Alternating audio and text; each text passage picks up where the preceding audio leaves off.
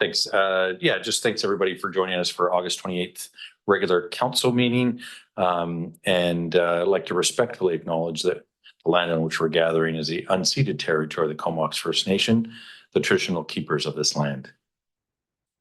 And as a courtesy to the public, we have modified today's agenda to consider the amendment bylaw of 925 Braidwood Road and 120 11th Street to move to the beginning of our meeting to accommodate those who are particularly interested in those topics as defined in section 464 subsection 3 of the Local Government Act. A public hearing for the proposed rezoning amendment application for 925 Braidwood Road and 120 11th Street are prohibited by BC laws. There, our rezoning application meets the criteria outlined in section 464 subsection 4 of the Local Government Act.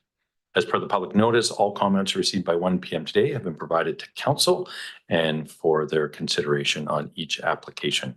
There's no opportunity for the public to speak directly to council on this matter at today's meeting. Thank you for your ongoing engagement and commitment to our community. Your input is absolutely invaluable as we work together to make an informed and thoughtful decision. And with that, are there any late items? I don't believe so. And we'll do adoption of minutes from July 31st. And are there any errors or omissions? All right, seeing none, I'll accept those as unanimously from council, and we'll move into bylaws, and we're going to start with zoning amendment bylaw 3154, the comprehensive development for 43 zone for 925 Braidwood Road, and I'll pass it over to Mr. Garbutt. Thank you. Through the Mayor to Council. Ms. Wade from Development Services is going to kick us off, and then our applicant and support team will make a short presentation. Good afternoon, Mayor and Council. I'm happy to bring before you today consideration for second and third reading of zoning bylaw amendment number 3154, part 70, comprehensive development 43 zone for 925 Braidwood Road, which proposes to amend our current zoning bylaw 2500/2007 to permit supportive, transitional, and non-market multi-residential housing at 925 Braidwood. Before you today, I'm going to just quickly walk through high level the proposal, and then I'm going to ask the applicant to come forward and talk through the rezoning application proposal they have provided to us. So next slide. So the site is located between Ryan Road and Braidwood, and it is considered to be in the lower Ryan Road town center. And in our OCP, the proposed use aligns with our OCP. In particular, this is an area that has been identified for multi-residential housing and also permits for supportive and transitional housing. It has good access to key services in the area for the residents. It allows opportunity for public and active transportation options. There is a transit stop that is right before the site. And there's also great connections around in the area for people to access the site. It has very strong alignment with the official community plan in regards to the intent of the OCP for intensification of use and range of housing and services, in particular community services as well. It also meets many of council's strategic priorities in regards to providing housing and looking for areas for supportive and transitional housing and multifamily and affordable housing. Next slide. So the proposed zone, which is CD 43, is rezoning an existing site from R4A, which was zoned for seniors housing back into 2019, which was multifamily use with some services associated with that as well, and is rezoning it to a comprehensive development zone that will allow for permanent built shelters, supportive and non-market housing, and has been outlined in the proposed zoning bylaw. It has a slightly larger density than the existing zone from, which is 1.33 FAR to 1.4. So just a minor increase in density, which aligns with the OCP and the proposed density in this area. So aligning again our zoning with our OCP. Next slide. The development proposal is structured in such a way that it is going to be constructed first with the support, the permanent shelter, and then it'll be followed with the supportive housing. And then the next area, area 2, is future non-market housing. This will align with the various programs that BC Housing has to offer and future allocations of funding. The current area is funded with BC Housing and allocated funds now, something that has been a strong initiative of council moving forward to address with our needs for permanent shelter as well as permanent supportive housing and future affordable non-rental housing, and looking at those programming. The programming will be determined after as we move into the next funding cycle for BC Housing, and further work will be done on that as part of a development permit process. I'd like to move to the next slide. The development process. So currently we're in the rezoning process, and the next steps will be to follow with a development permit to finalize the design. And then finally, there will be a building permit that will secure the works and services and permit construction. The works and services agreement will outline the infrastructure issues that have been raised in the report before you. And those will deal with things like frontage improvements along Ryan Road, which will include a sidewalk to the transit station. It would not include a connection past the pathway, because until we secure the pathway on the next property, we wouldn't extend that, but we would make sure that any funds that are left over from the construction would be negotiated within the works and service agreement. And then there's frontage improvements also on Braidwood to align with the complete streets. All those items are part of the building permit, and we will enter into a works and services agreement which secures the funding for those off-site improvements. On that note, I'd like to then ask if Sarah Smith could come forward, who's the regional Director of Development for the island, and she has her team with her, Jennifer Fox, also the Regional Director for Operations, Nicole Yang, Development Manager, and Stuart Andre, who's the Supportive Housing Advisor. And I know that they have their consultants here as well to answer any questions that council may have of them. Sarah?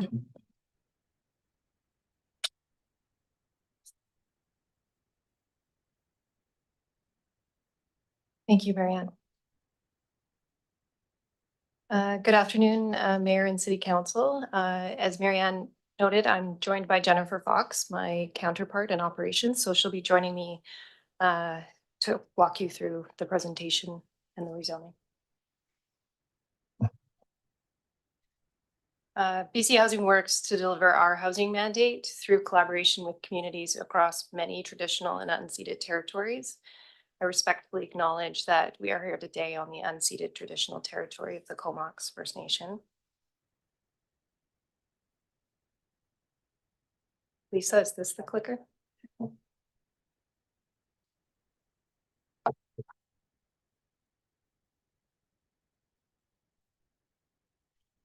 In the summer of 2023, the Minister of Housing visited the city of Courtenay, and Mayor and City Council requested provincial funding for a new purpose-built shelter to address homelessness. The province, through BC Housing, committed to working directly with the city to locate an appropriate property for a purpose-built shelter in Courtenay. Did I break it? There is a blank button you may have pushed. That's it. In 20 18, the province committed to funding community-specific point-in-time counts every 2 years. The three main barriers to accessing housing identified in these surveys continues to be high rents, low incomes, and lack of available suitable housing. Almost 2/3 of the people who respond to these surveys indicate that they have been without a place of their own for more than 1 year.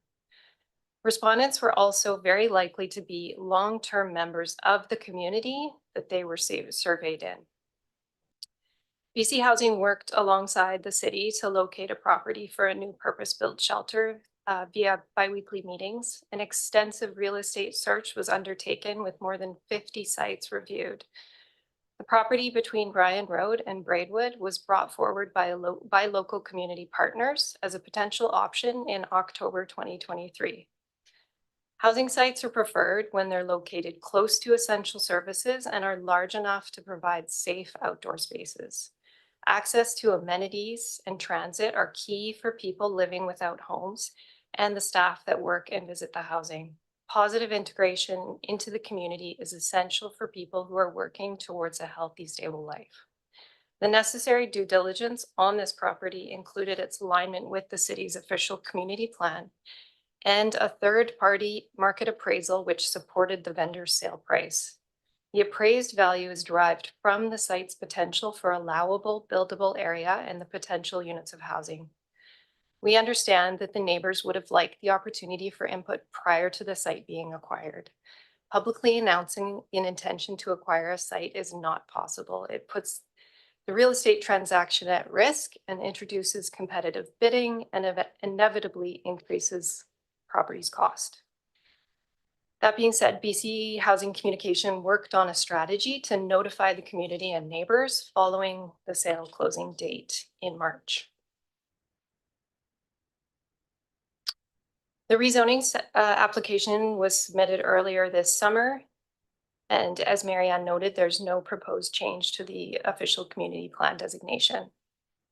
For the purpose of the rezoning, the form and massing of the site included listing a maximum density of the shelter of up to 132 housing units.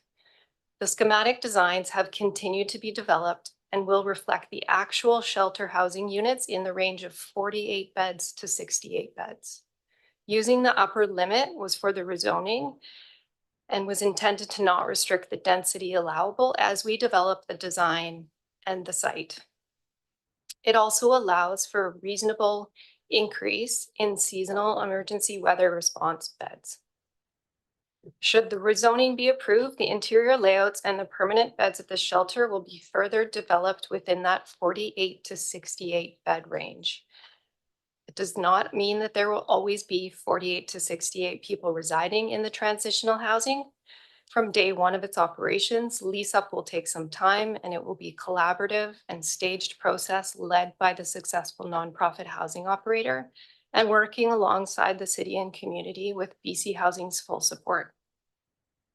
The shelter housing and the supports are for the people living there and represent an important gateway to access more permanent housing. The design will have some ability to adapt to fit the needs, as well as the ability to support housing in emergency response events. The site is over 3 acres in size, and so it provides the ability to support 2 separate housing developments that are independent from one another and will operate entirely separately from one another. The buildings themselves include access and outdoor amenity spaces and are positioned in opposite directions with additional landscape designs, fencing, and operational features to ensure that the 2 forms of housing are independent from one another.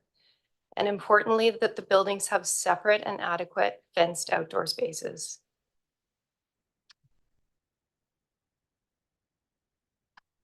The goal of the shelter is to provide the wraparound supports that people experiencing homelessness need and to reduce common barriers to housing.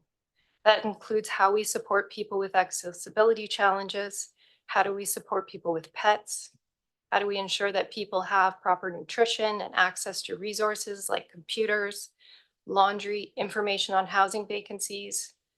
The shelter has a large amount of support space proposed, including dining room, lounges, computer rooms, laundry areas, and the social spaces that people living in a shelter need to access. The shelter also intends to provide gardens and outdoor social spaces, a fenced dog area, kennels, cart and belonging storage. This funding is under the Building BC Housing Action Plan Enhanced and allows for the nonprofit operator to provide a very wide range of supports.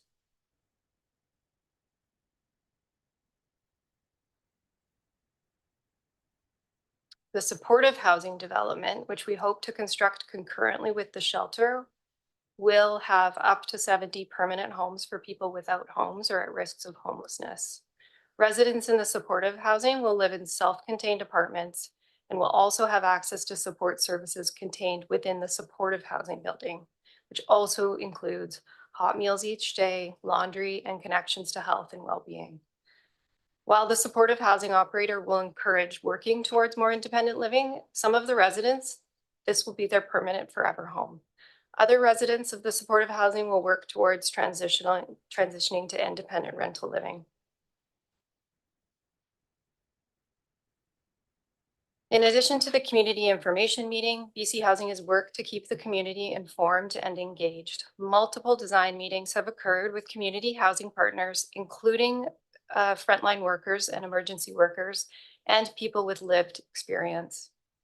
BC Housing has met and introduced the project to the Comox First Nation, including Chief and Council, and is working with Comox First Nation staff on the archaeological permits and processes. Feedback received through our community relations inbox and Let's Talk online pages has been submitted to the city as part of our application.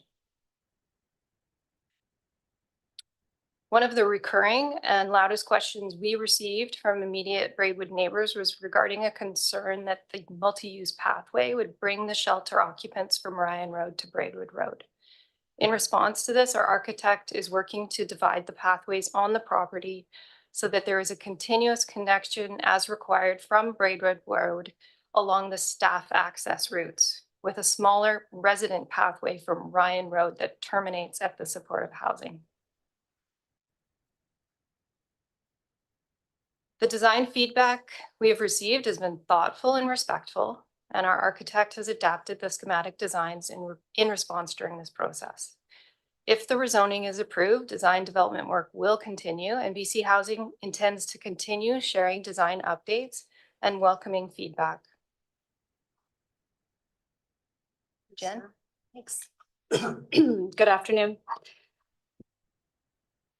Assuming rezoning is approved, we would then move to identifying an operator for the shelter and for the supportive housing project. A competitive process will be used via a request for proposal that will be posted on BC Bid toward the end of the calendar year. When looking for an operator, we're looking for the requirements of including a robust engagement approach, experience delivering programs and supports, and the ability to scale up operations. On the slide here, you'll see neighborhood integration plan referenced. So for the first couple of months of operating, BC Housing staff would be more hands-on in supporting operator with establishing the new operations and with integration into the neighborhood. The operator would then continue to engage with immediate neighbors and local businesses to support strong, inclusive community connections. Work in collaboration with the city and the operator would include developing and distributing a who to call, when to call fact sheet to immediate neighbors to ensure that they're aware of where to direct inquiries or specific concerns. BC Housing Supportive Housing Advisor, here today, will continue to work closely with the operator and will oversee the operator agreement requirements. Experienced trained staff members will be on site 24/7, and outreach teams will create relationships with the community, which contributes to the de-escalation within the population we serve. And the shelter will have fencing, security cameras, and lighting as necessary. Did you use this? This one. Thank you. Oops. Thanks, Sarah. Shelter is a gateway to housing. So outreach is already out there connecting with folks who are currently sheltering outdoors. That would continue to identify who's ready to access shelter. This is once the shelter becomes operational. It would be about supporting individuals to access shelter service. BC Housing will provide the successful operator, with a van or some other transport that they can then use to provide service to have folks who are accessing shelter to come over. While at the shelter, individuals will have the opportunity to access programs, to connect with healthcare and mental health services. And there are plans for other service providers such as legal aid and Ministry of Social Development to be on site providing service. As Sarah mentioned, we've had conversations with Comox First Nation about providing culturally appropriate supports, as well as advising on sort of aspects of design and landscaping, amongst other things.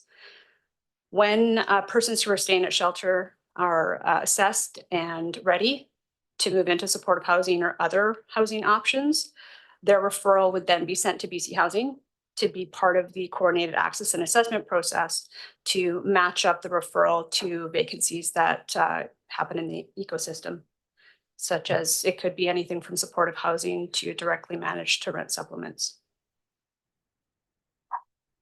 Thanks. So this ties in with Jen's slide about the housing continuum. So since 2018, BC Housing has supported the creation of over 700 new units of supported and affordable housing in the Comox Valley. This list represents very successful collaboration with nonprofit partners and Indigenous nonprofit partners.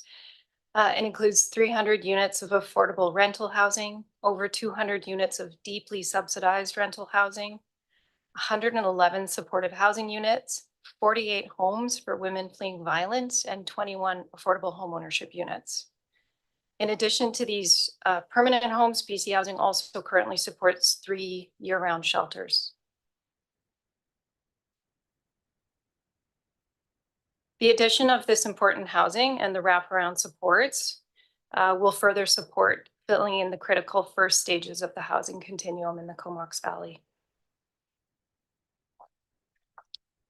I'll let you speak to these. Thank you. So we've received some commonly asked questions through our community relations inbox. And so we've pulled a number of the questions so that we can provide some answers to those responses.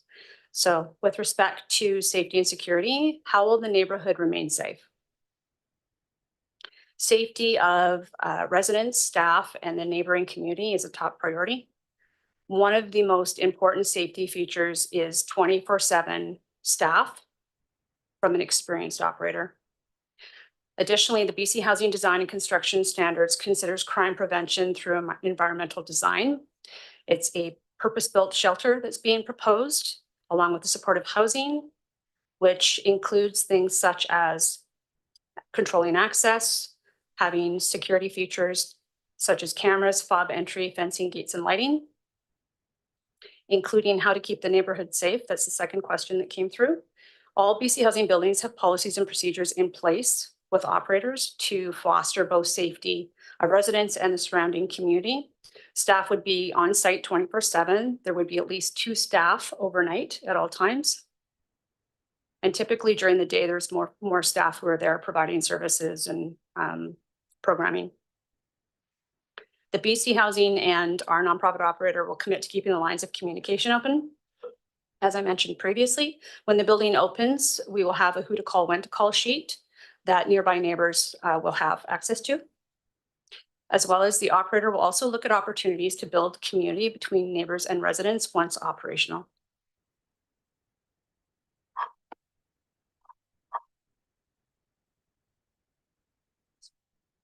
This is embarrassing. Thank you.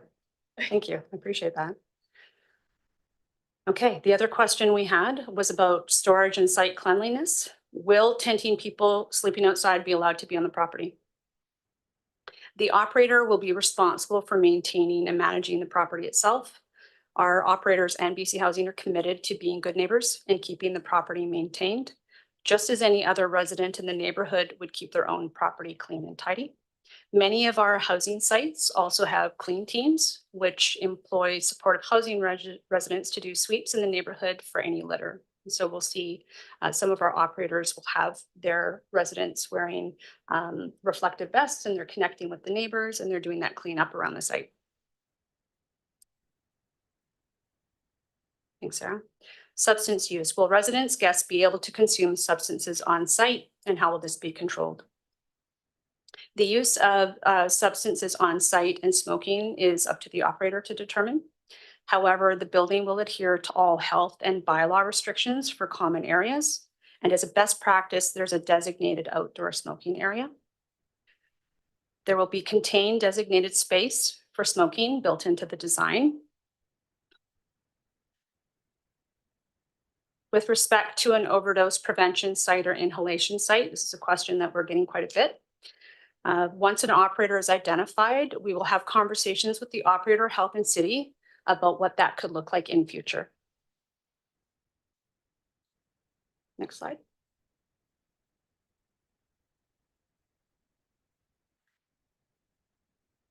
The Connect shelter. How will this site differ from the current Connect shelter, and what will happen to the current Connect shelter? The new shelter on Braidwood Road will be quite different from the warming center on Cliff Avenue.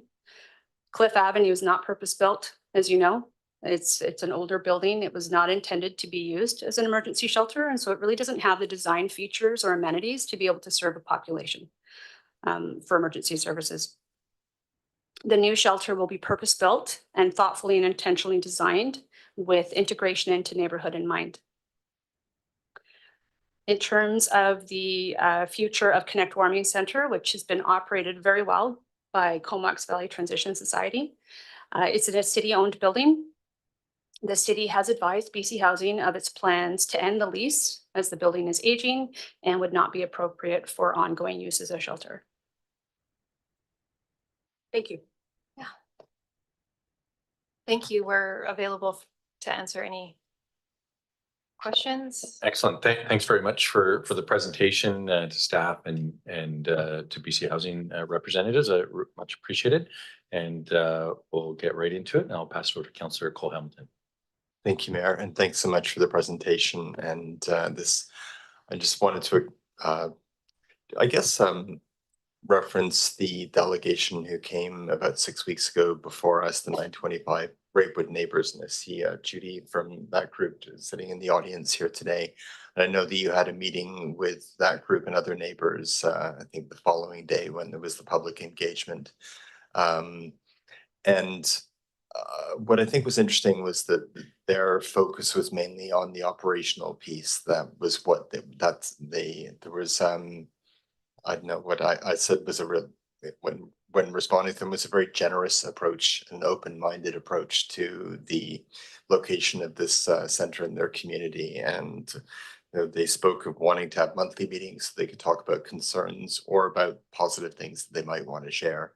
And I think Judy, I rewatched what she said, and she just spoke of the need to address concerns instead of letting them fester, which can result in fear, confusion, and anger. And I think that's one of the sort of clearest statements of the benefits of a good neighbor agreement and a structure that builds on that.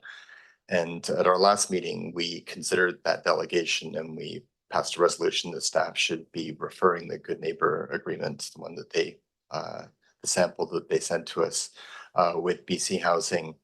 And when I hear you talking about it, it sounds like that's a good neighbor agreement, something clear and substantive, that is not anticipated to happen until there's an operator chosen, until operations have started. I'm hoping that's not the case, but I'm wondering if you've had a chance to review the good neighbor agreement that they suggested, and if you've had a chance to meet with them, and what the possibilities are for clarifying what a good neighbor agreement and a monthly meeting system would look like as early in the process as possible. Because I'm sure I think a lack of clarity and a lack of certainty as to what's going to happen can also contribute to fear, confusion, and anger. So I could see clarity on that point being sooner rather than later being really important. And again, there are many responses that neighborhood groups have to the location of facilities like this, and theirs was one of the more constructive and generous and realistic sets of requests. I think one was contact information. It sounds like that's already well taken care of. But the other one was the piece about the good neighbor agreement. So if you could tell me a bit about what's happened so far and how early in the process you anticipate something like that could be put in place. Do you want to talk about the integration? Timing? Is this still, do I? Yep, Okay. you're good to go. Thank you. Thank you, Councillor Hamilton, Mayor Wells. In terms of timing of the nonprofit operator and when we start working with them, we're still in the process of sorting out that timing. It looks like likely we'll do a request for proposal later this year, so late 2024. And I think when we get the nonprofit operator engaged, then that would be when we would initiate those neighborhood integration plan conversations and really start working on who's sitting at the table for those integration plan meetings. But maybe Jen, you can talk a little about the actual plan. So the neighborhood integration plan is about truly integrating into community and moving away from what could be perceived as perpetuating otherness. And so really connecting, and we'd be expecting the operator to be available and connecting with community on a regular basis. And so we'll absolutely share that feedback with operator and look forward to having more conversations. Could I ask a single follow-up for Okay. clarification? That's really encouraging to hear, and I guess I just wonder why, as a general practice, it's not possible to put the good neighbor agreement, that piece, before the RFP, so that whoever the operator is, one of the requirements would be that you could work with this agreement. It seems that that the understanding and common ground that could be built by establishing the good neighbor agreement sooner rather than later and making it less conditional upon sort of discussions with the operator, making it perhaps a precondition of selecting the operator. I'm just wondering if that is possible to resequence that, and if it's not possible, I'm just wondering why. So in terms of a good neighbor agreement, provincially, that's not something that BC Housing is doing based on direction we've received from our provincial partners, our ministry. And so we're happy to, as I mentioned, as we get closer to becoming operational, our staff will be available for a few months to be able to support the operator in becoming operational and supporting the operator in making meaningful connections with neighbors and keeping lines of communication open. Okay. I think I understand that sequence seems fairly fixed, but you are obviously well aware that and wanting to see it in place sooner rather than later, so that people in the community can have some as much clarity as early as possible, so they can just know what's coming towards them. But seems like that is appreciated, but there may not be much flexibility on the timing. Yeah. Anyway, that's thanks, and I'll pass it back. Yeah, thanks, Councillor Cole Hamilton, and I'll maybe just add a smidgen in there as well. You know, when we look at one of the other facilities in our community, we had a very similar ask, and unfortunately, the first community meeting happened about 6 months after it opened, and that really created this vacuum and obviously some stress and contention. But when the lodge was open, I believe those meetings, again, we really pushed for them, and I believe the operator as well. And so those meetings happened a lot sooner, and in fact, have gone so well that they don't actually want political people there because it's working really well there.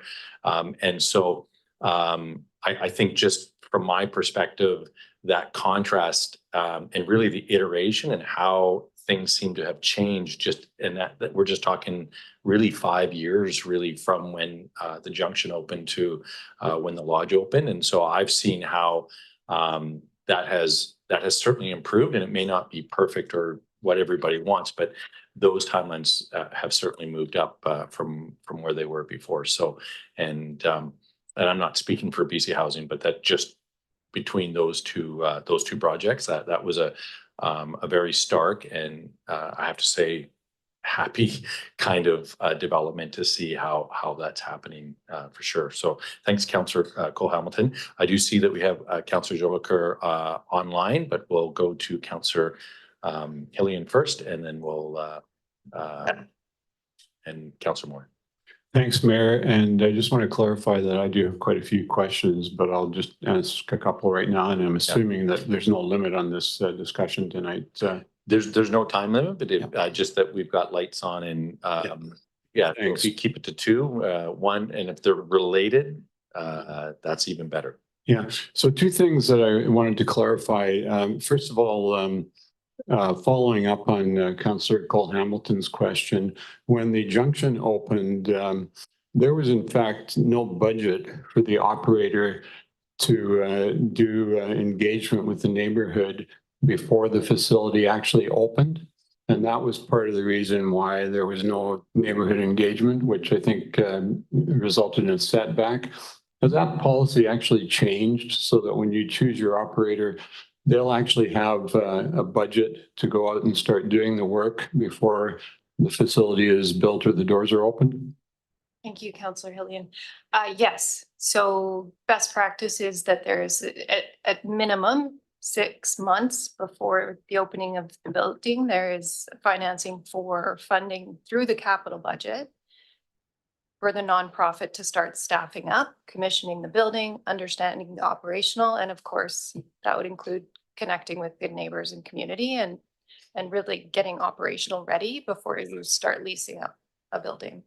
Yeah, that's good to hear. Second question for now. As you're aware, there was a fair amount of consternation about the meeting for the community residents that took place before the open house on July 18th. Some people weren't able to get to it because there was an online registration process that they couldn't navigate. Others said they couldn't hear properly because the acoustics in the Native Sons Hall isn't that great. And some were simply not particularly impressed with how the session was organized. And we had a conversation afterwards, you'll remember, Jennifer, about that. And there was an undertaking that there would be a further meeting with the neighborhood residents to try and address some of the concerns they had. And, you know, we've seen in the mail that's come in from people this week that there's still a lot of misunderstanding. Some people don't know the information that you presented today about what sort of services are available. Lots of people think it's 180 or however many. So there's those types of issues that can only really get clarified in a good sit down engagement with the community. I'm just wondering what's happened with that, because apparently there hasn't been any follow up so far. Yeah, thank you, Councillor Hillian. Speaking to the acoustics, I think it was actually the fans because the air conditioning was broken in the building. So we did do our best to accommodate the situation there.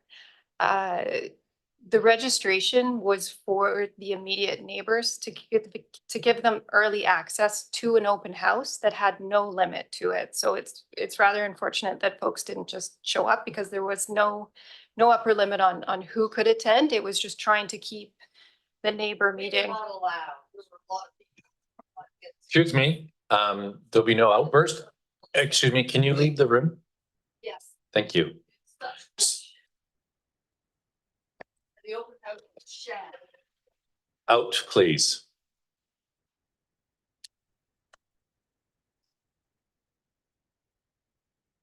Back to you. Thank you. No, we appreciate the passion and energy in the community and just want to say that most of the feedback and comments that we've received has been extremely respectful. So yeah, we understand there was miscommunication with registration versus just showing up for the open house, and obviously we'll work to improve that. In terms of additional engagement, absolutely, should the rezoning be approved, we would look forward to additional feedback from the community on the design as it progresses from just, you know, massing and format rezoning to design development of the units and in the interior structure of the building, as well as the landscaping and all of the other features that we understand are very important to the neighbors and community. So we will be setting additional engagement and opportunities for feedback should the rezoning move forward. Well, I'm glad to hear that, although I do think it would have been much better if that could have happened subsequent to that meeting and before we have to make a decision, because of course, we still have a lot of people who are opposed to some aspects of this development. And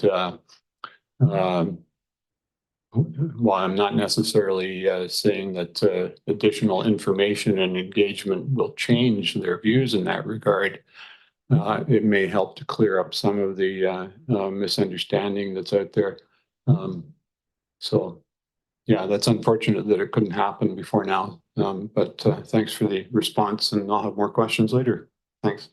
Thanks, Councillor Hillian. Appreciate that. And we'll go Councillor Morin and then Councillor Jolicoeur.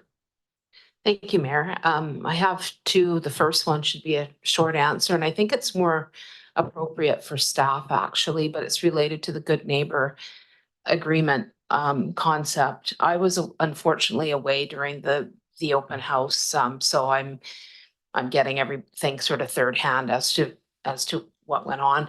But I know that we've had some properties that we've almost made like a condition to that there has to be a good neighbor agreement. And I mean, this is sort of responding to something that hasn't happened yet, because we haven't proven that these folks are going to be bad neighbors. It's usually been in a reactive move. But I'm wondering, is that something that could be conditional on the part of the condition of the rezoning, that there needs to be a good neighbor agreement in place beforehand, like as soon as the operator kind of comes on and can get that happening? Through the mayor to Councillor Morin, thank you for the question.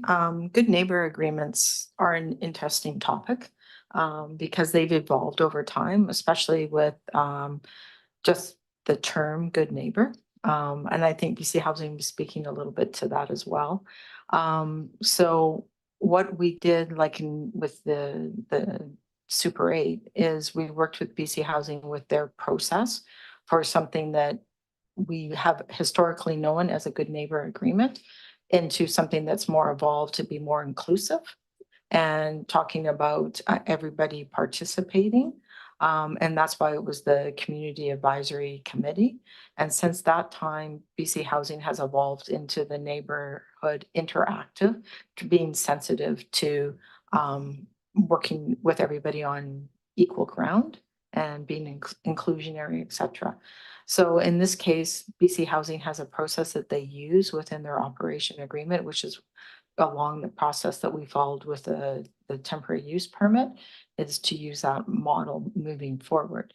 I know historically there has been uses of good neighborhood agreements, and a lot of municipalities are slowly moving away from that because of just how it's, I guess, interpreted from others. So Yeah, the connotation of yeah, in this case, I think that with the operations procedure that BC Housing has, and I think they're hearing from council and the community, their intent to keep on engaging and evolve it the way we did with the Super 8, which was very successful. Yeah, thank you. And that's a great example, because nothing had happened at Super 8 yet. And it's almost like an assumption was made that we need a good neighbor agreement. And I like the collaborative idea of that, because there could be someone in the neighborhood who's actually not a great neighbor, but we're not kind of policing their behavior. So I think those are important things to think about. My other question was around the number of shelter beds. Of course, the proposed was 40 and now it's up to 132. And you explained that that's because it's sort of a phased in. It allows you to have that number if you need them. I guess my question is, some people are very concerned about that high number of 132. Having said that, there are people that are wondering where the spillover from the existing shelters are going to go. So it's like this catch-22, because we actually need those beds, but we don't want to have so many beds that we can't manage. So I guess my question is, if we had, say you start out with 50 shelter beds, just for argument's sake, that are, defined, you've got your bed, And then if there was a spillover, could the idea be that some of that other space would be sort of a spillover? If it was bad weather or for whatever reason, we've got a lot of folks on the street where it's more like a cot situation or something like that, so that we could manage that spillover so that we don't have as many people out on the street at night. Thank you, Councilor Moran. Yeah, exactly. That's exactly the idea. So Mhm. by using that 132 number, which we understand was big and quite shocking to some people, it did allow for that flexibility while we design the interior of the building to understand how are we going to adapt to the changing conditions and the changing needs of the community. There will be people that won't be able to sleep in a unit with another individual. There will be people with accessibility challenges, people with pets. We have to be able to adapt each of the shelter units to understand if it can have 1 bed, 2 bed, 3 beds, for example. So that's why we're allowing for that flexibility in the range. We're not going to house every homeless person all at once. This is transitional housing where we work to transition people to permanent housing. So again, it does need to be adaptable and within a reasonable range.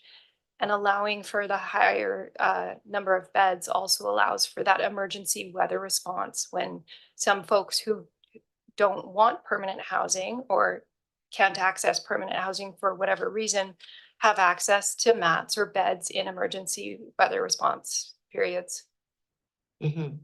But I mean, it sounds like we do have a net increase of 169 beds.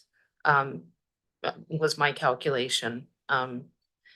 The 202 allotment minus the 33 that are at Connect right now. So theoretically, that's what the allowance would be, but that doesn't mean that all those folks would be in there, at once or anything. I guess, many of the people that are in shelters obviously now are going to hopefully move into the supportive piece. So I think, the idea that we're going to have all these people spilling over hopefully will be reduced with the scenario. Thanks. Absolutely. And the permanent housing plan is to build out more supportive housing units to ensure that there's a place for people who are successful at the shelter to move into. And folks that are at supportive housing currently at the junction at the Super 8 perhaps are able to transition to independent subsidized rental housing in the community. A community housing fund, the Indigenous Housing Fund, there's new units being constructed in the next couple of years that will support that positive flow of people through the continuum. Great, thank you. Thank you. Thanks, Councillor Moran. And just on last week, you had on your list of 2700 Mission Road, which is exactly that. So we'll go to Councillor Jolicoeur, and then if there's other councillors that want to ask further questions, we can entertain that. So over to you. Yeah, thanks, Mayor, and good evening, everyone. Thanks, Jennifer and Sarah, for being here, and for all the work that your teams have done to get this project through. And I appreciate that you introduced yourselves, starting with the work that we've been doing with the minister, really hearing clearly from community members that we needed more supports for people who, by far and large, were experiencing either precarious homelessness or were chronically homeless. And so I really appreciate your willingness to move this project forward. And I guess, yeah, my first question of clarity, I appreciate many of my colleagues have asked some of the questions that I had was related to some of the comments that we had received from residents in the community around the access to the site. And you spoke to some of the amendments that you've made in the design of the site as a result of the community engagement, which I really appreciate that. And I guess the outstanding access question that we are continuing to see from some residents are as it relates to the access to Braidwood versus Ryan Road. And I'm wondering, I'm sure staff probably have some comments, but I'm wondering if BC Housing can speak to any inclination or any desire to seek approval from the Ministry of Transportation, who has authority over Ryan Road to create an access point through Ryan Road. Thank you, Councillor Jolicoeur. From my understanding, the resounding answer has been absolutely not.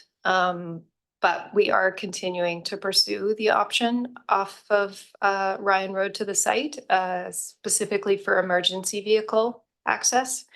But I don't know if my architect could potentially answer that question, if there's been any response from Modi. Or, yeah, over to Marianne. Thanks. Ms. Wade. Yes, through the mayor to Councillor Jolicoeur. Yes, in regards to MOTI and the access to Ryan Road, they are the regulator to access to Ryan Road. The previous application in 2019, they did not allow any access to Ryan Road, and that has been their stance since that time. We are going to move forward during the building permit process with seeing if there is any willingness to look at it from an emergency access. But we do not have an answer at that time, but it is on our radar. And as we move through the building permit process, is something that we would consider, or they would consider. We have no jurisdiction over it. From a firefighting and emergency services, it is not required. The fire chief has reviewed the plans, and we're within a 10-minute response time, and the truck turnaround and radius have all been proved out by the applicant and have been reviewed by the fire chief. The fire chief has met with the team and walked through this whole process with them to ensure that the requirements have been met for emergency access. And I might just add, separate to this, but over the past few years, Modi has actually restricted access to other properties along that corridor, and so it's not just it's really the way that they're moving on this corridor and how they envision it long term. I think in terms of those accesses. So. Yeah, everyone has asked 2 questions, but you still have your hand up, Councillor Jolicoeur. Yeah, I think I have a second one, definitely. Thanks, Mayor. Yeah, I guess some of the concerns, and I will say that I've been in other roles that I have outside of council, I've been a part of various supportive housing and transitional housing projects in other communities across the province. And many of them are in residential neighborhoods and in commercial neighborhoods. This is an urban corridor that has both. And I'm wondering, there's been some comments, it is found in the community engagement report from the proponent, but I'm wondering if BC Housing team can speak to some of the concerns related to impacts on housing prices and assets that were found through the work that BC Housing has done. I think that's been one of the things that we've seen in the communications from our residents in the surrounding neighborhood. It was concerns around their asset being their condo or their townhouse or their home. I'm wondering if you can speak to a little bit around what we know from the research. Thank you, Councillor. The research has been done, and there's been no evidence of property values being impacted by adjacencies to social housing. In fact, property prices have continued to increase, which is contributing to the current housing crisis. So we can provide some of that research to council directly if you'd like it. But yeah, I can agree that there's been no impacts or no research to substantiate that concern. Thanks. Thank you, Councillor Jolicoeur and Councillor Frisch. Thanks, Mayor. Thanks for the presentation and all the hard work, of course. I had a question about the timing on the 2 phases. Do you have like an approximate start date for those 2? That being the shelter and the supportive housing? Yeah, thank you, Councillor. As we discussed in the presentation, we would like to construct the 2 concurrently. Obviously, economies of scale and assuming sharing construction sites, etc. The shelter is a faster project than the supportive housing, so it would complete faster, and everything will be subject to permits and approvals, as well as the procurement processes that we have to adhere to.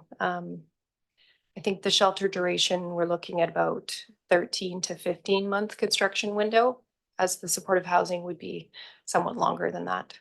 Right. And just to confirm, it looks like there's going to be pedestrian access off Bryan Road. Yes. Yeah. So I imagine a lot of people using the shelter would likely be pedestrians, not very likely drivers, but it's possible, I suppose. But from what I've seen at the shelter, not a lot of cars parked in the parking lot. Yeah, so I guess it actually makes sense to me to have access off Braidwood because doesn't seem like it's going to be a ton of people at first, but yeah, more of a residential activity going on anyways for your parking lot, I imagine. So We have heard that there may be folks living in cars that may want to access the shelter from time to time. So we are providing parking for staff and for anyone that does have a vehicle. sure. And I'm sure they can drive around Braidwood and enter the site that way. Okay, thanks. Thanks, Councillor Frisch and Councillor Cole Hamilton, and then will be Councillor Hillian and Councillor Zilliker. Thanks, Mayor. I just wanted to ask a little bit about the just the detail. One of the clean teams, you've talked about how many of the projects, many of your sites have that in place, and I know that I work about a block and a half from Connect, and I know that since the morning crew and the clean team have been working there, it's made a marked impact on just just general tidiness, and I think satisfaction of neighbors with that and making it easier to and smoother to coexist. I'm wondering what are the factors that influence whether a clean team is in place and what could be done to increase the likelihood that that is the final result? We would have language around keeping the site and property clean in the RFP as a requirement, the request for proposal, including having opportunities for residents. We can include some language in there about that. I was, as I mentioned earlier, driving by the lodge today, the Super 8, which is absolutely phenomenal in terms of the cleaning. And I know that Heather has a clean team there. And so we'd be looking for something very similar at this site.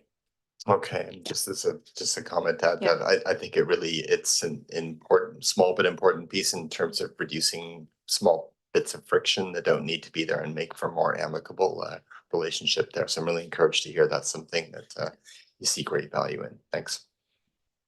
Thanks, Councillor Cole Hamilton, and I would say the lodge is certainly a great example. And speaking to mayors across the province, when that's been instituted, it not just makes the community look better, but it really does help with stigma and helping that community be more whole and cohesive. So I really appreciate that, Councillor Hillian. Thanks, Mayor. I'm just wondering if you could speak a little bit more about the fencing between the shelter and the rest of the property. I think you mentioned that was part of the plan. And I wonder if you could speak a little bit more about what that will actually look like and to what extent it will. You talked about them being two distinct independent facilities, but to what extent will movement be limited for people who are sheltering through the back of the property and access to Braidwood through the property? Yeah, thank you for the question. So there will be full fencing around the entire site, which we've heard such positive feedback on the Super 8 fencing that we're really hopeful that it will be something similar. In terms of the separation between the two buildings is provided in a few different ways. So the first way is that the buildings are actually positioned away from each other. So the shelter access for the residents of the shelter is from the Ryan Road side. So folks who are living at the shelter don't access the back of the building. Those are staff accessed areas only. So in that way, you're already creating that separation. I don't want to say that they're prevented from, it's not a high security facility, for example, but it is encouraged through the design elements that they're separate housing, and through the operations of the building that will encourage the folks living there to respect that separation. Additionally, we'll look at landscaping features, hedging, trees, gardens, et cetera, to continue emphasizing that separation of the two buildings and the two housing. But there won't be any like high security between the two. It will be more of an operational and design consideration.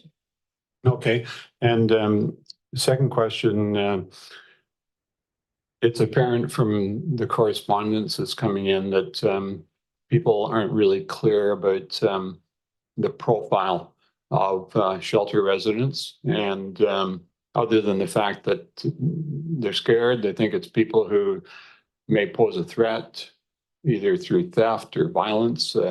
People are talking about being afraid to close their windows at night, potentially, if this goes ahead. So I'm just wondering if you can talk a little bit about your typical resident in the shelter and what the arrangements are for them to actually be there, because like I'm not clear myself. If somebody moves into the shelter, can they stay there until they get a permanent place to live? Or do they have to basically move on after a few days? If you could speak a little bit about that and what barriers there are and what sort of behaviors there's tolerance for. Because people are also concerned that if somebody gets turfed out of the shelter, does that mean they're wandering around the neighborhood and they're going to sleep in my back porch or something like that? So in terms of who would be accessing shelter, so as I mentioned, the outreach activities that are already happening in community with providers who are connecting with folks who are sheltering outdoors, the providers have a good understanding about who's ready to move into shelter. And so the shelter will have rules. It will. There's expectations in terms of behavior and participating in programs and that type of thing. And so it would be a process that would include identifying folks who are ready to move into shelter. And so in terms of how long would folks be there, the intent of the gateway concept is that once people come inside and they've had time to sleep and to have meals and connections and social connections and programs and support, and more importantly, have connections to health in terms of having mental health and healthcare support come to site, there's a better understanding on what their needs are in terms of the next step.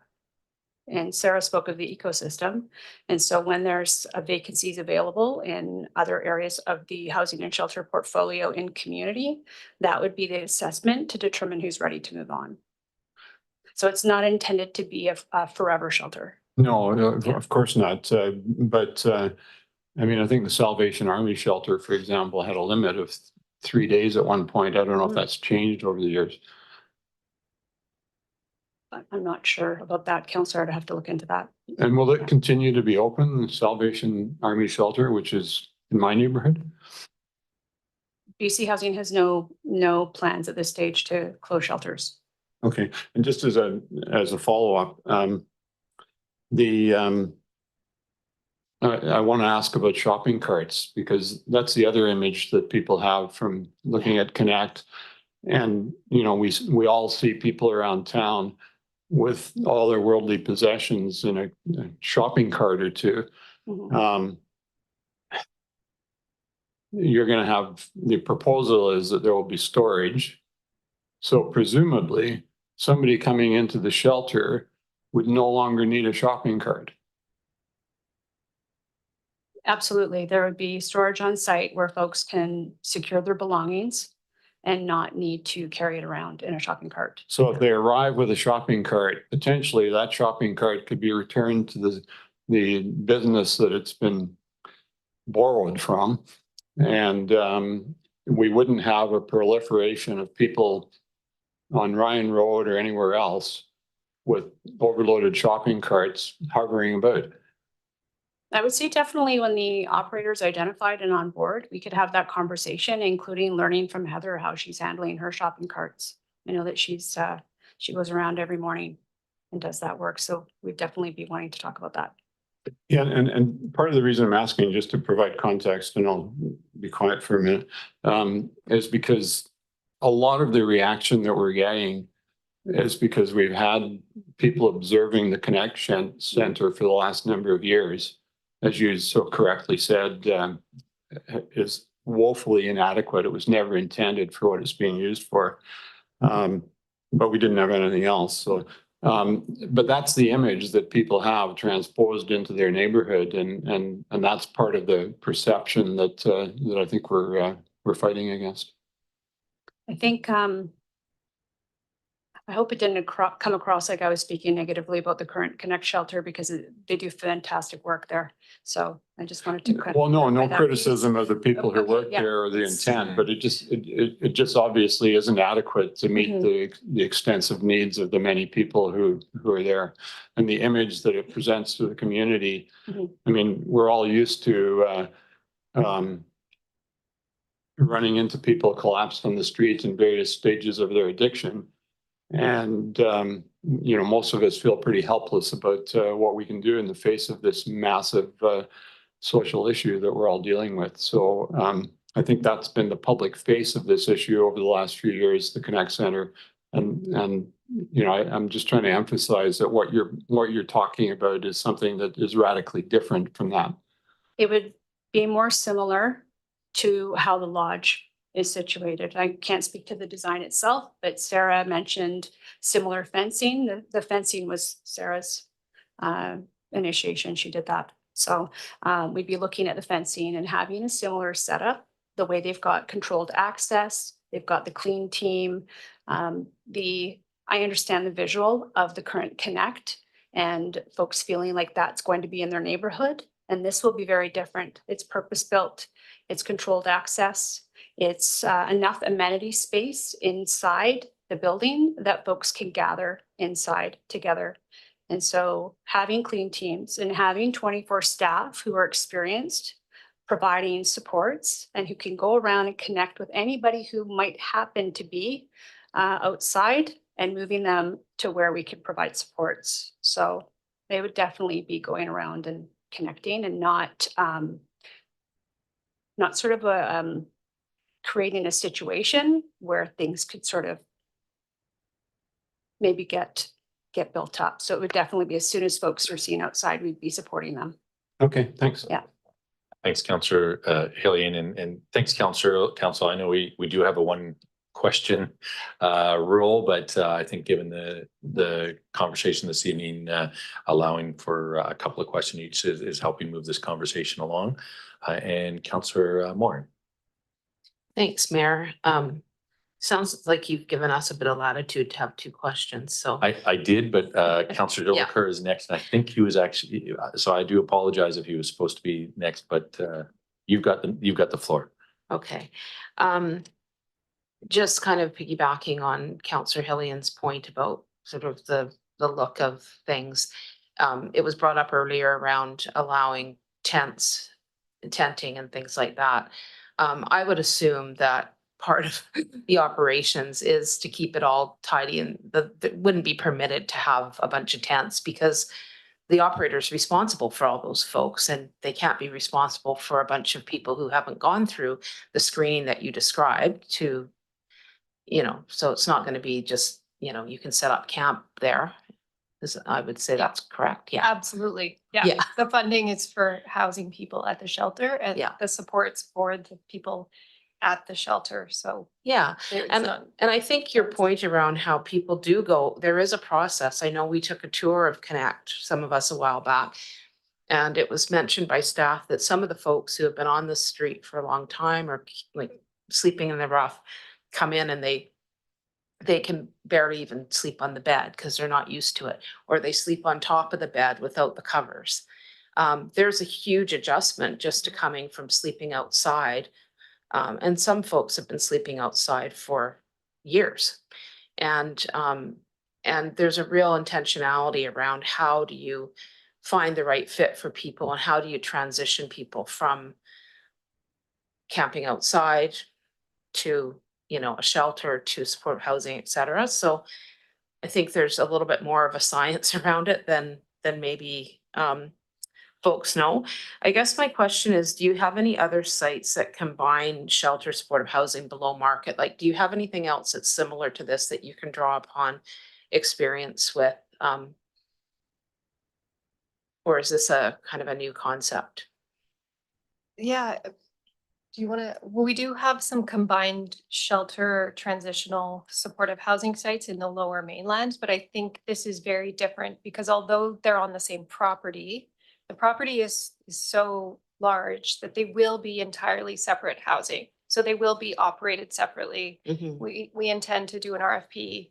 It may be a different nonprofit operator for the supportive housing and the shelter. So they're entirely separate funding programs. It may be that they become the same, it is the same nonprofit, but they could be, an entirely separately managed, but collaborative Mhm. housing. So it's really not a co-location, so to speak, of shelter and supportive housing. Do you want to? Yeah, so in Port Alberni, there is our home on 8th. That was a purpose-built shelter in the bottom with supportive housing on top. So we have had co-located, but as Sarah mentioned, this will be 2 separate buildings, 2 separate programs. It could be 2 separate operators, although it could be 1, depending on who responds to RFP. So we have seen it work. Mhm. Yeah. Great, thank you. Thanks, Councillor Morin and Councillor Jolicoeur. Yeah, thanks, Mayor. I think the other concern that we heard were related to this perception that having individuals who may or may not use substances residing in the same location as those who may be on the path of sobriety is not one that has proven to be successful in other places. And so similar to Councillor Morin's last question, I'm wondering if you can speak to the benefits of the services that will be provided within the transitional residential facility, the shelter, for those who are seeking primary care, mental health and substance use services, but also in terms of what you've seen across, whether it be the Vancouver Island region or the province when it comes to the makeup of the individuals who are accessing shelter services or transitional services.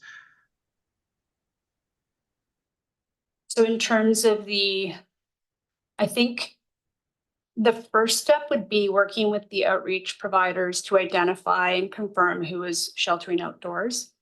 Typically, that's done through establishing a by name list. And through that list would be identifying, bear with me, I apologize, the demographics on that list, including who's out there, what are their support needs, who's looking for, who's using substances and needs a harm reduction place to be. This particular site will not be dry, to use that word. And so it's really a harm reduction philosophy where there will be support on site. Some operators, such as Lookout, has a peer-to-peer support where they support people who are consuming substances to make sure that they're supervised. We'll have resources available as well. The flexibility that Sarah referenced in terms of having the potential for more spaces in the shelter gives the flexibility for the different rooms to perhaps have different features. So there's the possibility that the provider could come in with sort of their own idea as well, based on communications with our partners and a better understanding of by name list on what that could look like. Okay, and just as a follow-up, most of your sites do have a variety of individuals who are accessing services and or accessing the shelter service itself, in terms of people who are, who are sober and people who are using substances? That's correct. Yeah. Yeah. I do have one more question, Mayor, if that's okay. Okay. As it relates to, I know we've been focusing mostly on phase 1 and phase 2 of the bylaw and the proponent's application, but it also includes the phase 3. So just switching gears a little bit. My question is in part really wanting to, again, highlight some of the concerns we've heard from residents around parking and Braidwood Road in particular.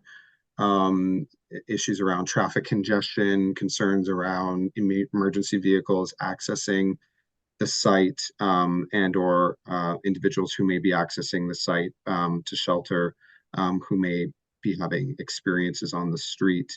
I guess the current proposed parking allowance in the staff report, so this may be more for staff, is a 1-to-1 parking stall per unit for the phase 3 development. And I guess given that the phase 3 development is an yet to be determined timeline and funding and potential operator, can staff maybe speak to the process around, because we don't know how big or tall or how many units will be in that potential phase 3 site for non-market housing, and the process related to development permits and or building permits related to traffic impacts, because I think we are planning to have 1 vehicle per unit. So wondering if staff can speak a little bit around the process for that.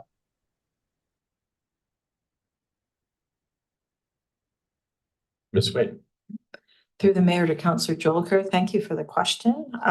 In regards to how we went forward with this comprehensive development zone, we worked with BC Housing and their team in regards to what phase 3 would look like, knowing the programs and the program guidelines and requirements for building something that would say be along the community housing found and other programs, the CHF and others, so that we could have an idea of what the volumetric would be of the building. And we worked through that.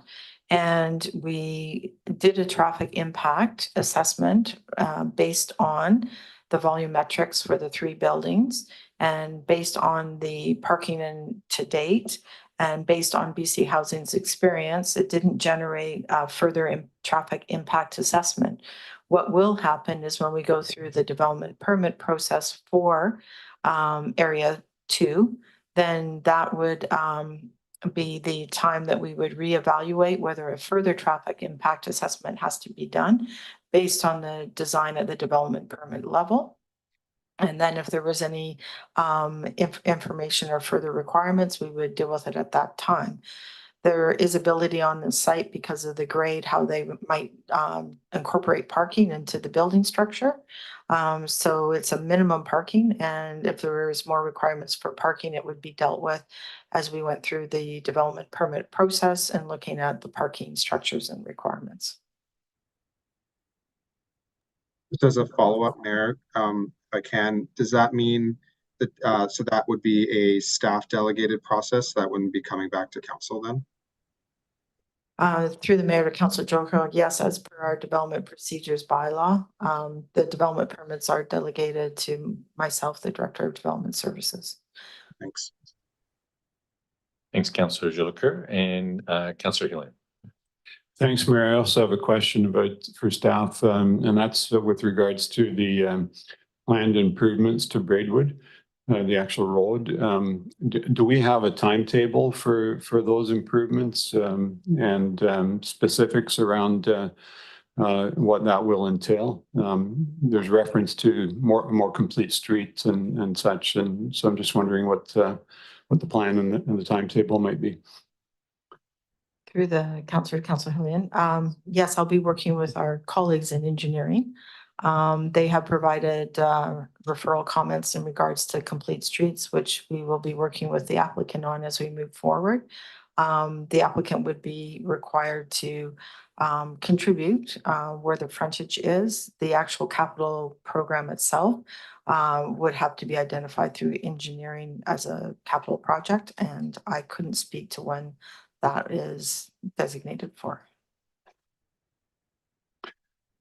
Okay, and in a related area, there's Councillor Jolicoeur alluded to this, concerns about emergency vehicles and access to the site. I believe there's reference in the report to the fire department having been consulted in this regard and indicating that the timing and the access is sufficient, even if they can't get in on Ryan Road. Is that correct? Through the mayor to council, I mean, yes, it is. And the fire department, along with our manager of building services, has been working with the applicant to make sure BC building code, as well as all the fire safety code, has been addressed in the site plan that's before you. Right. Okay, thanks. Thanks, Councillor Helene. And Councillor Moore. Oh, you could have gone ahead unless you'd like to have the final word. Well, a couple things. I noticed that Pacific Swell is mentioned. So is that finalized that Pacific Swell will be, if this goes ahead, will be the developer of the property, or? Yes, Yeah. correct. They're our development manager. Okay. Because I just wanted to point out that my understanding is that they have done several of these types of developments, and even locally, they've got a really good track record. So that's reassuring. I have a question about another concern that was brought up. We do see downtown in front of Connect, we do see folks who are not well and, kind of wander into traffic or whatever. But it sounds like there's going to be that open space in front of the entrance, and that hopefully we won't have that situation where, there's a space directly beside Ryan Road. And I'm assuming that the operator will be part of discussions with the operator to mitigate any of those kinds of things happening, or do you have any comments on that? Yeah, thanks, Councillor. I think it's a great question, and it really emphasizes and highlights how this is different from the Connect shelter.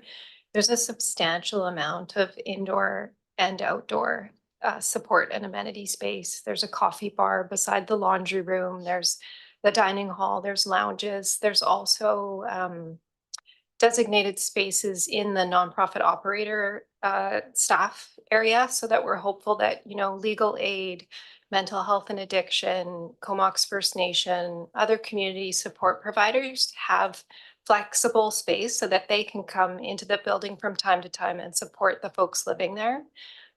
So there really would be no reason for people to spill onto the streets of Ryan Road, because everything's going to be provided within the site, gardening, programs, community and social space, those sorts of, wraparound supports that people really need to be successful in their housing. As well as Jen mentioned that we're talking about supporting a van, so that if people do need to leave the shelter, if they can't get specific services or supports that they need, that the nonprofit operator could support people in, moving them around the community to where they need to go.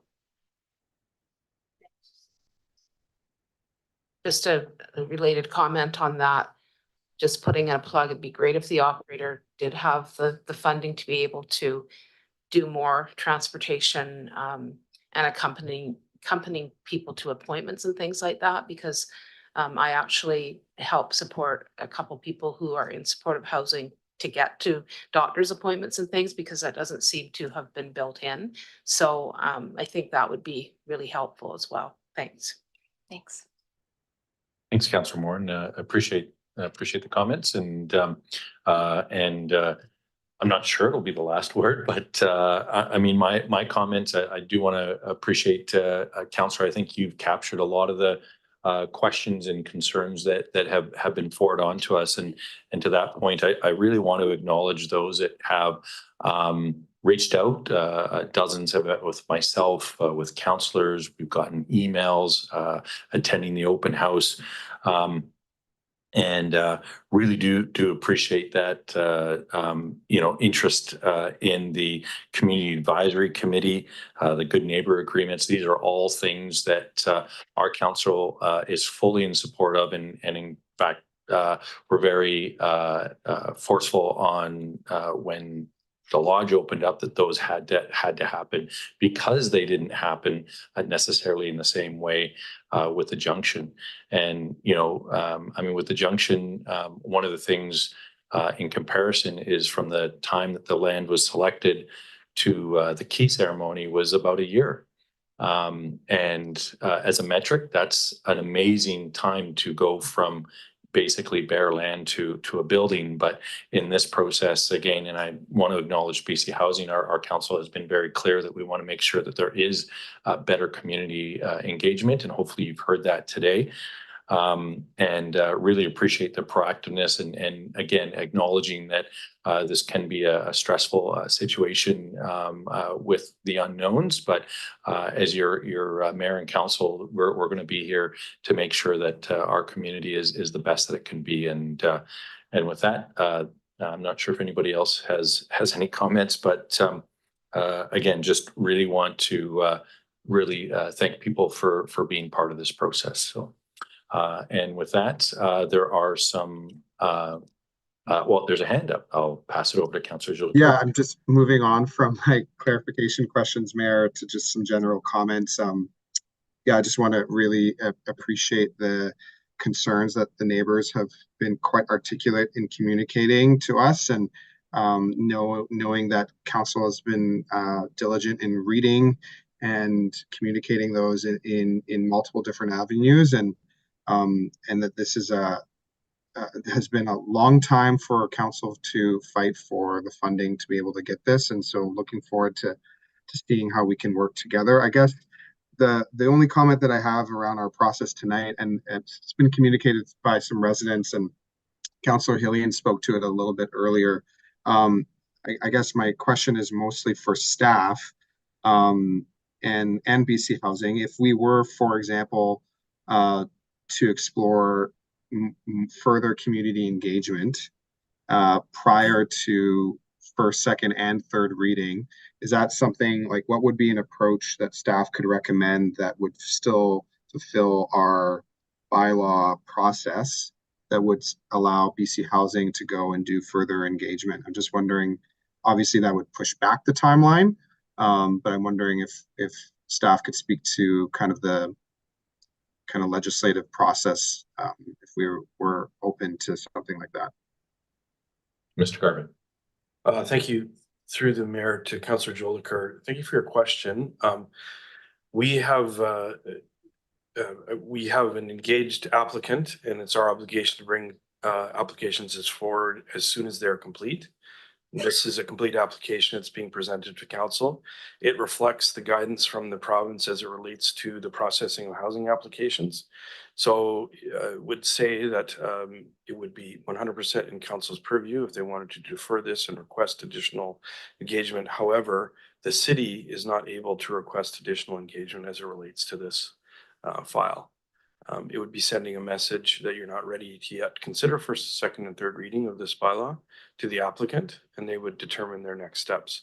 I would, however, suggest that this is likely the culmination of, well, I've been the city manager for 3 years and have had specific direction from council to be pursuing a project similar to this.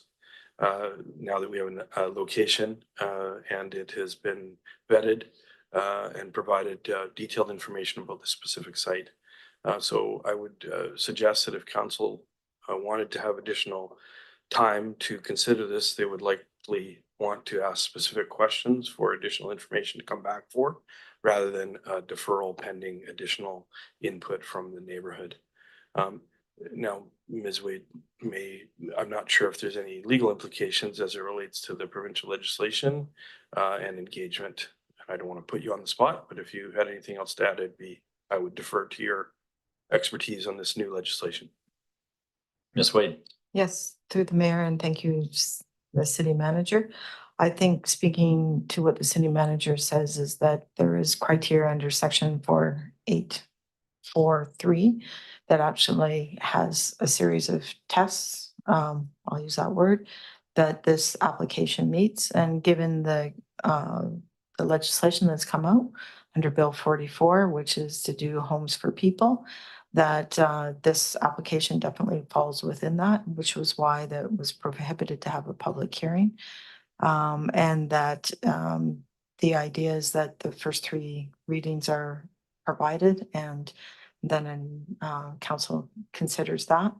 To the city managers, it is council's purview to provide some other direction to staff, but there is a clear outline in the provincial legislation about how housing applications of this in order to get the supply of housing out to the province, and it's outlined in the Homes for People. Thanks for that. Councillor Moore. I have another question. I may have to ask the folks from BC Housing to come back up. I did note in going through the comments and emails over the last while that there has been a process in terms of some of the comments that were brought forward at the info meeting and otherwise that have actually already been addressed. Like there were numerous things that things have shifted now, like in terms of the pathway, in terms of extra features that have been added for security. Quite a few things have been responded to. So I guess I'm wondering whether there's been a kind of a closing the loop process so that people who have made those comments know that those comments were heard and we've actually adjusted the design, or we're, you know, I know that you've reported out on that in on the website and things like that, but has there been a formal way to make sure people know that much of their feedback has actually been incorporated? Thank you, Councillor. Yes, everyone that reaches out to BC Housing gets a formal response via email to their question.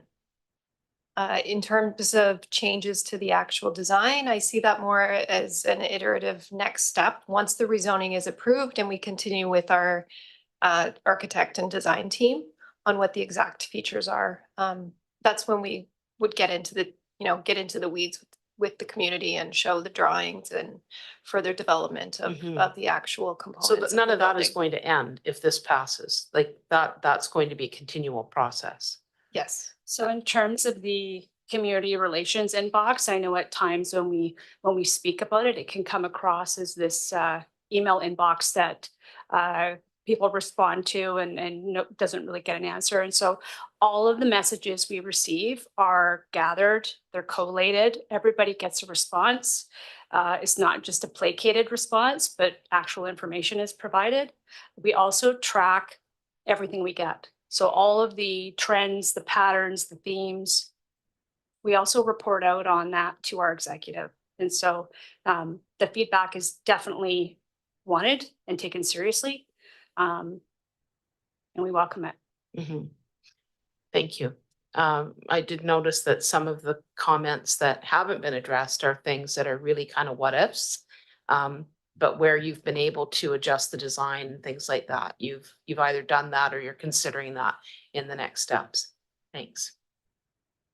Thanks, Councillor Morin. And Councillor Frisch. And yeah, just quickly, thanks so much. And if you know, if you guys want to comment on this, I'm just thinking about the completion date. I know I asked the question and it's listed on your website that you hope to start next year and hopefully finish by 26, 27. Is there any chance that that's going to happen faster? We'd be fairly certain that this is a good 1.5 to 2 years out.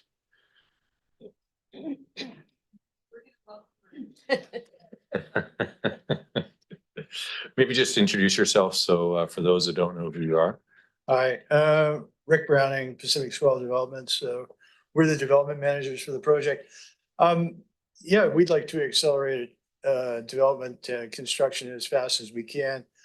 We have already have a number of contractors that we've reached out to for budgeting purposes. Once the rezoning is enacted, we'll start the process of putting together our construction package in terms of drawings and reports alongside putting together the development permit application requirements. They'll work concurrently. So that'll put us in a position that we'll be in fairly good shape to start in 2025. Like all sites, every one of them is unique in the Comox Valley with respect to actual soil conditions. So weather is a factor. If we have a dry spring, we get an early start. So And as far as the timelines that were indicated before, the shelter building will take less time than the supportive housing building, but hopefully a good portion of the site preparation and civil work will work concurrently for both buildings. So the supportive housing building won't be that much further behind the shelter building in terms of completion. Thanks for that, Rick. Well, very exciting project, Mayor. I wonder if I might be allowed to move the recommendation. Oh, I there's do another see way. Councillor Hillian has a light, but it may be for the same thing, but it doesn't seem like it. So we'll let Councillor Hillian speak and then we'll come back. Councillor Hillian. Thanks, Mayor. I will have some comments to make once the recommendation is on the table, but I did wonder with Rick Browning taking the microphone if he might be able to comment on some of the other developments that he has been and is involved in the community. I think it would be helpful for the people to have a context of your involvement as a developer and a builder. Yep, thank you for the question. Well, as I think everybody here in council is aware, is we were the developers for the Mission Road project, which was a combination of the transition facility, which Comox Valley Transition Society is now managing. Subsequent to that, we built the supportive housing project along with BC Housing, and again, in partnership with the Comox Valley Transition Society, which is not supportive housing, but subsidized rental housing. Alongside that, those two buildings in Mission Road, we can currently have a market housing project, which the original intention was to be sold off into the market as strata market housing. We subsequently were fortunate in being able to convert that property to 100% rental. And we're now proceeding with the next phases of that project, which also will be 100% rental. Also, we have just completed the second phase of the Riverside Lane project, which again, both buildings are 100% market rental. Thanks very much. I appreciate that context. Thanks, Councillor Hillian and Councillor Frisch. Thanks, Mayor. I'll move the recommendation. Do you want it read out? Yes, please. I'll move that council receive for information the prohibition of holding a public hearing and the public notice given of such a prohibited public hearing. And that council give first, second, and third readings of zoning bylaw amendment number 3154, part 70, comprehensive development 43 zone CD 43 at 925 Braidwood Road to rezone the land legally described as Lot 8, Section 16, Comox District Plan 6065, except part in Plan 1149 RW from R4A to CD 43. And that council directs the Director of Development Services to discharge Section 219 Covenant CA 7889996. Second. It's been seconded. And any questions or comments? Councillor Hillian. Thanks, Mayor. I want to make a number of comments, and I hope you'll indulge me because there's a tremendous amount of interest in the community in this project. There's a tremendous amount of concern among people who live in the immediate neighborhood. And one of council's values in our official community plan and otherwise is in fact the maintenance of strong neighborhoods. So in the view of some, this project runs up against that. The position that I find myself in, and I would suggest that other members of council may feel the same, is that we find ourselves faced with a housing crisis that, in my view, can only be described as akin to third world conditions. We have people in our community who, for years, have in fact been living on the streets in degradation that we've only been used to in this wealthy, industrialized country, witnessing in underdeveloped regions where extreme poverty exists. So in the face of that, and the side effects that all of our citizens feel, nobody's immune from this. Nobody gets away. I live in a neighborhood that is within 2 blocks of the Junction Supportive Housing Facility, a youth housing facility, the Comox Valley Recovery Center, the Salvation Army Shelter, and the railway tracks, which are basically, and for years, have been a conduit for untoward activities in the community. I see the impact every day of people who live on the streets. We walk our dog in Harmston Park, and there are people who live on the borders of Harmston Park who regularly indulge in activities that impact others in the neighborhood. But because of the state of our laws and the social disintegration that we've all borne witness to in recent years, we basically live in a society where people have the right to neglect themselves on the street to the point of ill health and death. And we have a toxic drug crisis that has resulted in too many people dying on our streets, including a young man who I've known since as a neighbor and the son of family friends since he was preteen, who died this summer of toxic drugs. So that's what we all face. And we have tried to provide services in parts of the community where we've had the ability to do so, that being the Connect Center. We've seen how woefully inadequate that has been. And we've seen what the impact has been on our downtown. We've pushed the province extensively for a purpose-built shelter. We now have the opportunity for one to be built. When we had the public hearing on the junction before it was approved, and I must say, I regret that we haven't been able to have a public hearing on this. I wish that people had the opportunity to come forward and stand up and speak their minds to us, other than just providing us with written opinions and thoughts. But when we had that public hearing on the junction, one of the questions was, why are you building this in our neighborhood? Why don't you put it up in Crown Isle? And my response was, well, if we actually had any land that the city owned up there, we would have been able to consider that. At that time, the only piece of land we had that was suitable for the junction was the place where the junction now stands. This is a different situation. This is, as our presenters tonight acknowledged, BC Housing, after we'd met with the minister 18 months ago, went out and conducted an extensive search. This was the piece of property that they chose. They didn't choose this piece of property because they wanted to ruin the lives of the people who live in that neighborhood. They chose this piece of property because they felt they could build a facility on it that would meet the needs that we're seeing in our community, and because it was the best piece of property that they could find for that purpose.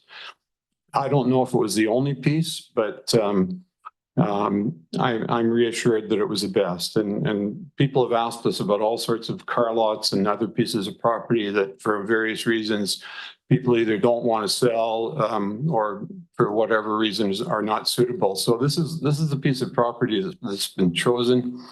There's no doubt that this is going to have an impact on the neighborhood.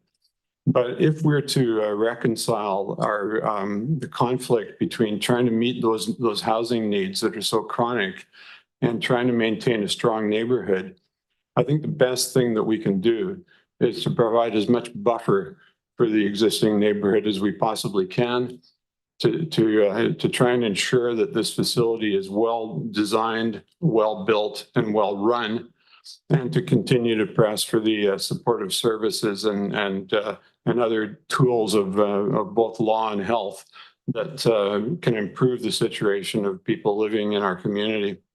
As a result of those of what we've heard tonight from the BC Housing representatives, I feel somewhat reassured that they're doing as much as they can to acknowledge the needs of the residents of the community and to try and, as much as possible, both design and select an operator that will address those concerns.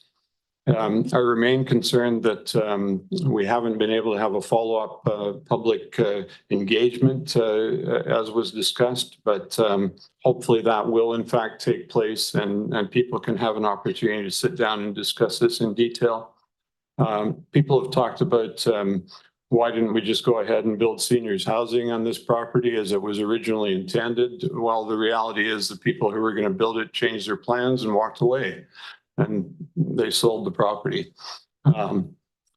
Ironically, I was at a meeting with recently in the library for people with lived experience where the plan and the design for this property was presented and input was sought from people with lived experience into what the design should be like. And there was one of the individuals with lived experience of homelessness who's lived in Courtenay all of his life and knew the original owners of that property from when he was a young man, who happened to be a vice principal at one of our high schools. And this homeless individual said that he dated this fellow's daughter at one time. I tell that only to illustrate the point that most of the people who are in this position of needing a place to live are Courtenay residents. They have lived here most of their lives or a significant amount of time. And I know we have transients that are coming through and that's an issue, but we're trying to do the best we can for the people who live here while maintaining the integrity of our neighborhoods. And I know it's not going to work for some folk, but I reject the comment that's been made by several of the letter writers that we don't care about the people in the neighborhood. I think we care deeply about the people in the neighborhood. But as I said at the start, none of us is immune from dealing with the impact of homelessness and the other social issues that we're dealing with. It's not a matter of simply, there must be a better place. But let's do the best we can with this and see if we can make it work. Thanks very much. Thanks, Councillor Elaine. Appreciate the comments. And I'll maybe just add, even though there wasn't that opportunity to speak today, I know that all of council, beyond the agenda that we got today, which is, fairly large, when we received the comments today, nearly 30 pages, we all read them.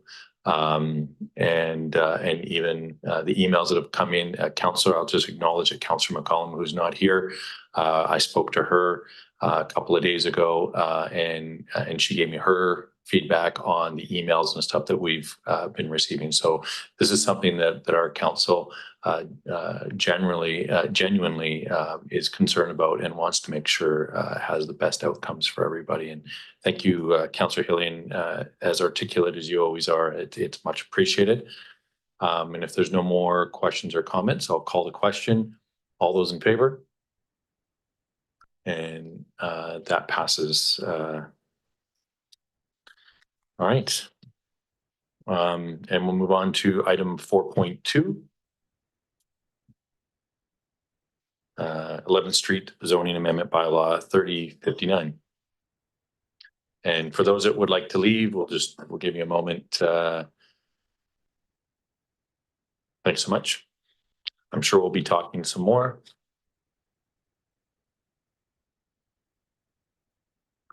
I don't think you get to leave, Rick. All right. With that, we have the 11th Street Zoning Amendment Bylaw 3059, Part 68, Comprehensive Development 41, CD 41 for 120 11th Street, and I'll pass it over to Mr. Garbutt. Thank you through the mayor to council. We had a preview of this application at our last meeting. Ms. Wade's going to give a short overview, and I know the applicant is here as well for questions and information. Through the city manager to the mayor and council, thanks very much. This item came before council on August the 14th as an introduction to the proposed bylaws and the proposed development. During that meeting, council raised a couple of questions in regards to things like looking at food security and there was some possibility for community facilities for the residents in the building. And the applicant, as per the report, has addressed a number of the concerns that council has raised, and that's outlined in your report. Moving forward with the report before you tonight is for council to consider first, second, and third readings of the zoning bylaw amendment number 3059 11th Street, Part 68, Comprehensive Development, CD 41 for 120th 11th Street to rezone the 4 properties into a CD zone. As outlined, there's 4 properties, as previously mentioned. One of the parcels is an unaddressed city parcel. Part of this report is to seek that council pass a resolution for staff to provide notice of disposition of the land. It is also in the report as part of the disposition process. We've attached a draft purchase and sale agreement. One of the resolutions is to direct the director to enter into that purchase and sale agreement in regards to the purchasing of those lands. There's also a series of conditions that must be met prior to adoption. They're to do with covenants in regards to contributions to intersection improvements that was a result of the TIA. There's also covenants in regards to environmental protection for the first 15 meters. There's also a covenant in regards to the operations and maintenance of land that is owned by the city for retention of existing vegetation to keep with the buffering on the property. And I'm happy to answer any questions that you may have. The applicant is also here with their team in regards to being able to answer any questions that you might have as well. All right, thanks so much. And so we'll open it up to any questions. Councillor Moore.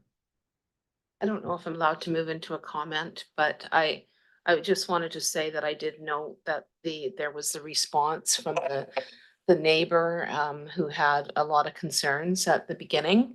I don't think I've ever read such a positive review of someone who, other than maybe the folks who were upset about the lodge and completely did a 360, but sounds like the developer has really worked with that neighbor to respond to those concerns, and it was quite a glowing letter, and those folks are fully on board. And I believe that was the only letter that we received on this. So I'm really happy that that work was done. Thank you. Thanks, Councillor Morin. And Councillor Jolicoeur. Yeah, thanks, Mayor. And just before my quick question, I just want to say this staff report was very comprehensive, very detailed, and it was a great read. So thank you to the staff for really covering all the components. I guess unsurprising, my question's related to the tree bylaw section, starting on page 10 of the staff report. It speaks to the replacement ratio of the trees being a total of 69, and 23 will be replanted on site. And so I guess the last paragraph there speaks to some potential minor changes and final numbers. I'm wondering if staff can speak to to any more detail around what that might look like.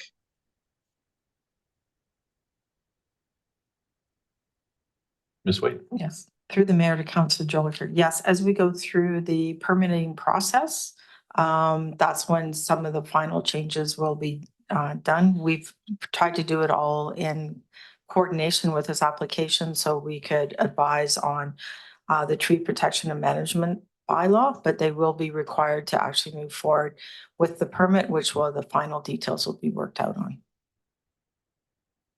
And just as a follow-up, it says here minor changes. Is that includes a plus minus of, are we thinking 2, 3? I'm just wondering, to what extent are we approving something without knowing the final number? I guess it might be hard to tell depending on what the site conditions are, but wondering if we have any insight on what the potential change could be from what we're being presented here today. Through the mayor to council Joliker, yeah, it would be part of the tree permit process. We just brought this forward so that council understood that there is a tree protection and management bylaw that is triggered with this process, and that they will have to do a tree permit in order to cut any trees and do any clearing of the site, and it's part of the construction work. So the final details of that would be worked out as we move forward with the development permit and the building permit, and they will be required to do the tree. So I couldn't speak to plus or minus at this point, but it's basically 95% there.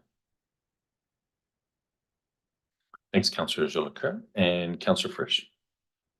Yeah, thanks. And I apologize if this isn't a report somewhere, but with regards to a bicycle parking, how much of that, I mean, I assume most of them would have access to plugs to charge their bikes. Is that correct? I don't know if that's more for the proponent than you, but. Yeah, through the mayor to Councillor Fish, yeah, we talked a little bit about where the locations of the charging would be, because there's some restrictions on where it can be for insurance. And so they have to put those in certain locations, and I'm happy the applicant could address that for you as well. It's easy enough.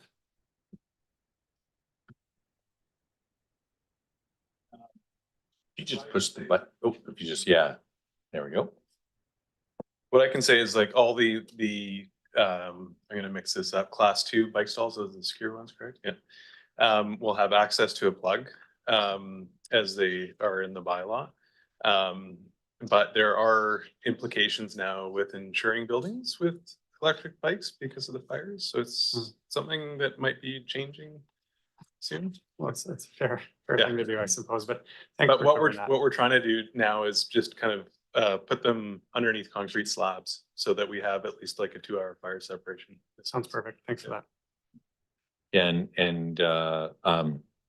you know, earlier Rick had talked about the development up on Mission Road there, and when we did the tour last week, that was one of the things that stood out is those electrical outlets in each storage area. So and that actually the fire concern actually came up. So just because of the lithium batteries and that kind of stuff. So you know, seems like we're on a little bit of the bleeding edge, but yeah, excellent.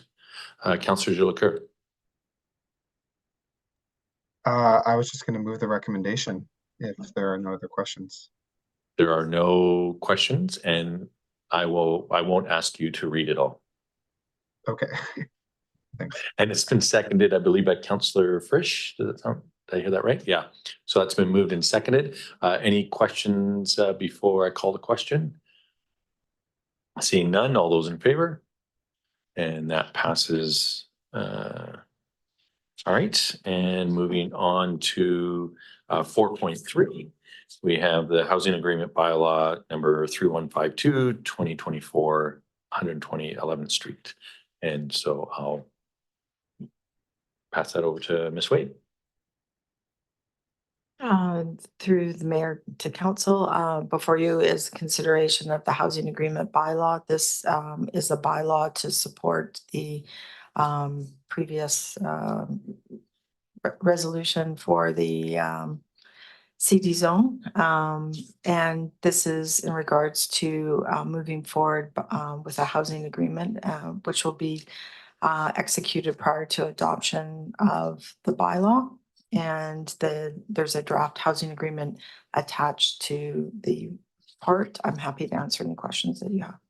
Thanks so much for that. And are there any questions or comments from council? All right, the recommendation's been moved by Councillor Frisch. Second by Councillor Killian, I'll say. I heard his voice first, so. Any questions or comments before I take the vote? Seeing none, all those in favor? And motion carries. We do have sort of planned that this would be a time we could take a break. It's been just over 2 hours and have our dinner, and then we'll return at let's say 6:30.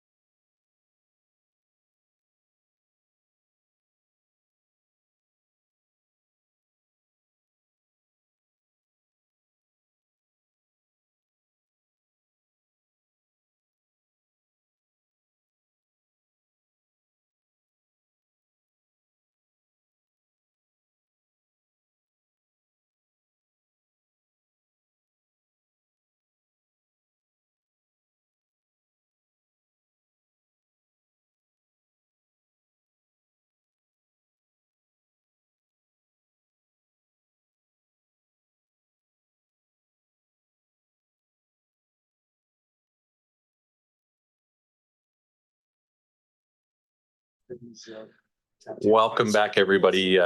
Thanks for your patience while we had our dinner break. And we're going to move into item 5.1 on our agenda, and that's the 2023 to 26 strategic priorities update. And I'll pass it over to our city manager, Mr. Garvin. Thank you. Through the mayor to council, I was really happy to work through staff and provide an update since we adopted our strategic plan with the outset of our new council. It's been a pleasure. We have a status chart that begins on page 246 of the agenda. And I tried to give an overview breaking down the strategic plan itself on the status. We have a bit of a code there that we have complete, and there's a significant number of blue completions on track or delayed. And I wanted to give a timeline, which where it's on track, it reflects what the strategic plan is. And if we had a delay, an estimation to consider should council direct that we review the strategic plan and we can update those priority areas. I just wanted to highlight how much work we've done in the last 2 years. Coming out of COVID, dealing with volatile markets, and then throwing in a very significant provincial legislation, of which we had first very two major rezoning applications under the new legislation. You can see under the building and landscape section, we have had some significant delays in the implementation of our community plan. One important note, though, is our progressive community plan really reflects and embraces a lot of the items that were contained within the provincial legislation. So short of basically revamping our entire development program and updating our DCCs and new ACCs, there are some things that have lagged. We acknowledge that. But if we were heading in a significantly different direction on the development side, we'd have concern. The other thing I wanted to highlight for council is that, again, along the lines of the OCP implementation, the direction that council gave us in support of the downtown local area plan consolidates and addresses a number of items, including there was some discussion potentially around pedestrianization, if that's an English word, of the Fifth Street corridor, and that's a matter that will be definitely discussed during that process. Just a real testament to our staff group working hand in hand with council. We've had very focused budgets and work programs designed to move forward on council strategic priorities.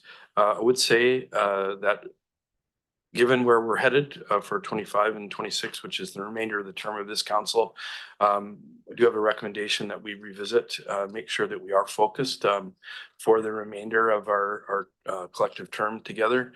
That we're on the right direction, and if we need to add or delete or focus, that would be important. So I have a recommendation on page 223 of the agenda. The council received the update on progress towards the 2023 strategic priorities for the city of Courtenay and direct staff to schedule a strategic priorities review session in the fall of 2024. And I'm available for questions if council has any. Excellent. Thanks so much, Mr. Garvey. And I do see that there are some questions generated. We'll start with Councillor Moore. Great.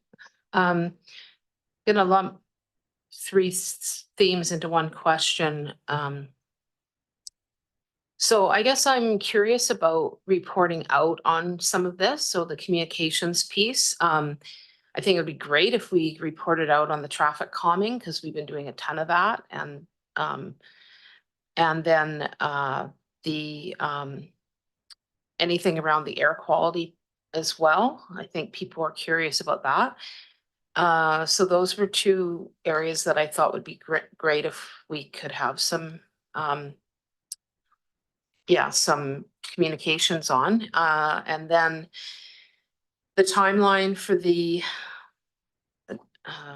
I didn't see it in here, but the downtown local area plan. And I did notice that all the food systems was yellow, and I get it.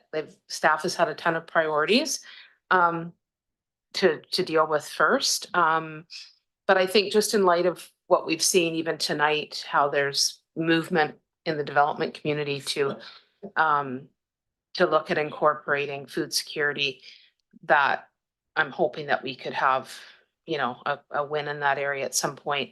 I was at a food policy council meeting today where it was discussed. I think it's in the, go down to the bottom, where it says identifying community garden areas. I wondered if there was an opportunity to do that as part of the social infrastructure, social development piece that Joanne Bays is working on in terms of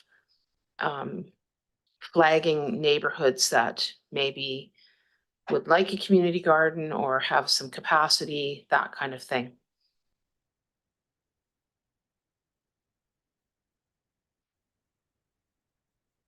Thank you through the mayor. Thank you for the question. A number of these items were reported out in our annual report that just came. So we can continue to get information out that way. With respect to the air quality work, that remains a very significant regional item. I believe that's being discussed at the board level. The city has proceeded pretty much to the extent of our authority, including air quality monitoring, new bylaws, continuing our focus on burning bans of outdoor materials. And so we would, however, though, we are very much influenced regionally by our shared airshed. So I guess I would leave it at that. There's other tables that are tackling this at a regional item. With respect to the food security, definitely the local area plan, we'll talk about that. One interesting component is that the majority of our area people have access either in for existing neighborhoods where they can convert their own yards, front yards, backyards, the like. So a real focus on community gardens will likely be amongst our new more dense development that's happened, and that's definitely work that's there. And you saw the developer of the 11th Street project speak to that and include it. And I've noticed that a good number of multi-residential projects in the Comox Valley are incorporating that. I just was at Quality Foods today in Comox and saw that there. So they definitely have our development permit guidelines that are going to come forward. We'll address those items. But Joanne, I believe, spoke to food items in the community development framework and have some notes for her on that one. Great, thank you. I have a couple more, but I'll wait for other people to go first. Thank you. Thanks, Councillor Morin, and we'll pass it over to Councillor Hillian.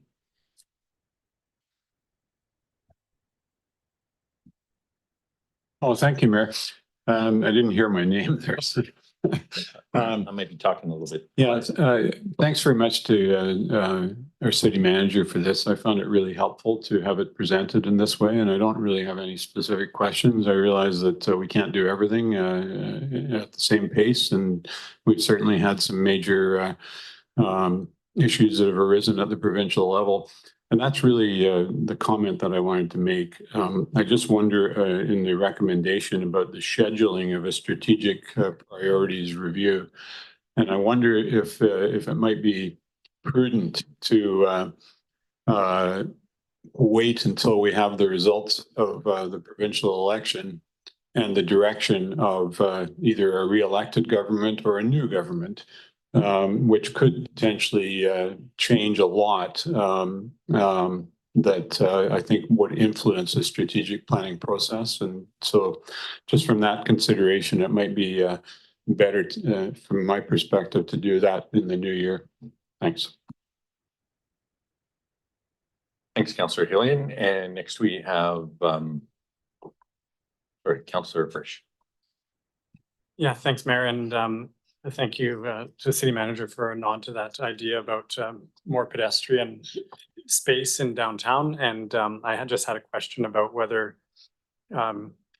he felt that sort of initiative should be put forward to the local area planning that we have coming up sooner than later, or to hold off and have that talk during strategic planning. Is there, if we have the talk in strategic planning, would it be too late to add it to the local area planning sort of things to talk to neighbors about? And thank you through the mayor to Councillor Frisch. Ms. Wade provided me some background when the council was asking that question. That was our intention. There's been a long history of conversation about Fifth Street, whether it's permanently pedestrian, seasonally pedestrian, and the like. So that is intended to be part of the conversation with the DLAP. I don't know if we can downtown local area plan. But if council wanted to, pass a resolution that it be a matter to be considered in that, we would take your direction on that. But we do intend to have that conversation. It is something that every action has a implication, and so we'd have to work very closely with the not only pedestrians and interest holders, but also the businesses on how those are going to work. We know that because of the age of some of the building stock there, not everybody and the way the buildings have been carved up, not everybody services from the rear, et cetera. So just understanding the implications of a pedestrian area on Fifth we need to be proactive in that engagement. Yeah, fair cautious words as we chat about it, but the idea of talking about it sounds like it will come up in the downtown local area plan. So thanks for that. Looking forward to it. Thanks, Councillor Frisch and Councillor Cole-Hamilton. Yeah, I've got a less interesting topic, but I just wanted to talk about the retiming of the lights at the 17th Street Bridge. I feel like I was a younger man when we started working on that, and it says 2025 to 2026. So I know Modi works in mysterious ways and quite slowly, but I know we're trying hard, but I'm just wondering why it is so incredibly difficult to get this done. Thank you through the mayor to Councillor Cole-Hamilton. I also feel like I was a very younger person when I was having this initial conversation, naively saying, no problem. Sorry. The one factor to get ministry attention has actually been some of the other things that have occurred in Central Vancouver Island. The work on the Kennedy connector, et cetera, in Port Alberni, as well as the atmospheric river that hit the Fraser Valley and Coquihalla corridor. It really took away the ministry's focus on other parts of British Columbia and other parts of Vancouver Island. We have a meeting next week, actually, with senior staff from the ministry. So when I was drafting this, it was on the presumption that we didn't have the ear of where we were there. So if and when we could do that sooner, we would. Council may recall that some of those improvements are also related to the bypass work, that we're all kind of interconnected there, and we are going to get a status update from the ministry, which will relay to council. So they're quite interconnected. So if we could accelerate that timeline, because it's really clear what we would like is a higher functioning intersections that kind of accommodate and smooth out the traffic bumps that we have, which are becoming more the norm than seasonality. We'll do that. So we will have a staff report come forward, I think, on that item, obviously in addition to what we see here. Okay, all right. I know that you're doing your best. It's just an uphill climb with those guys. Thanks. Thanks, Councillor Cole-Hamilton. And yeah, I think I was one of the first things that I recall when I got on council, and then having talked to Modi several times, and I believe a few years ago now, they're like, oh yeah, we'll get that done in a few months, kind of thing, within 3 to 6 months, and here we are 3 years later. But as the city manager said, like some things have happened that has really taken a lot of their resources and capacity. But yeah, it is still one of those things where as we meet with them, we still rattle that cage, and hopefully we'll get some movement on it sooner rather than later. Okay, the recommendation been moved and seconded. The only thing I was going to just comment on that's in yellow is what I think we originally had talked about as town halls, or going out into the community and having sort of discussions. I know that hasn't happened, but sort of in its place, or maybe a lower level of trying to do some of that, doing the fireside chats with the Chamber of Commerce and different organizations in the community, and just wanted to let council know that, that they seem to go well last year, and I'm starting to plan those again for this year. And I have no issues if members of council want to attend those. And in fact, I often like it when there's an acting mayor, et cetera. But as those dates get set, I'll certainly share those with council. And then vice versa, if there are opportunities that you think would be good, please share that. And I mean, the way that I've approached it is those other organizations basically manage it and, do the invitations and find a location. That way it's not as much of a push for our staff to do it.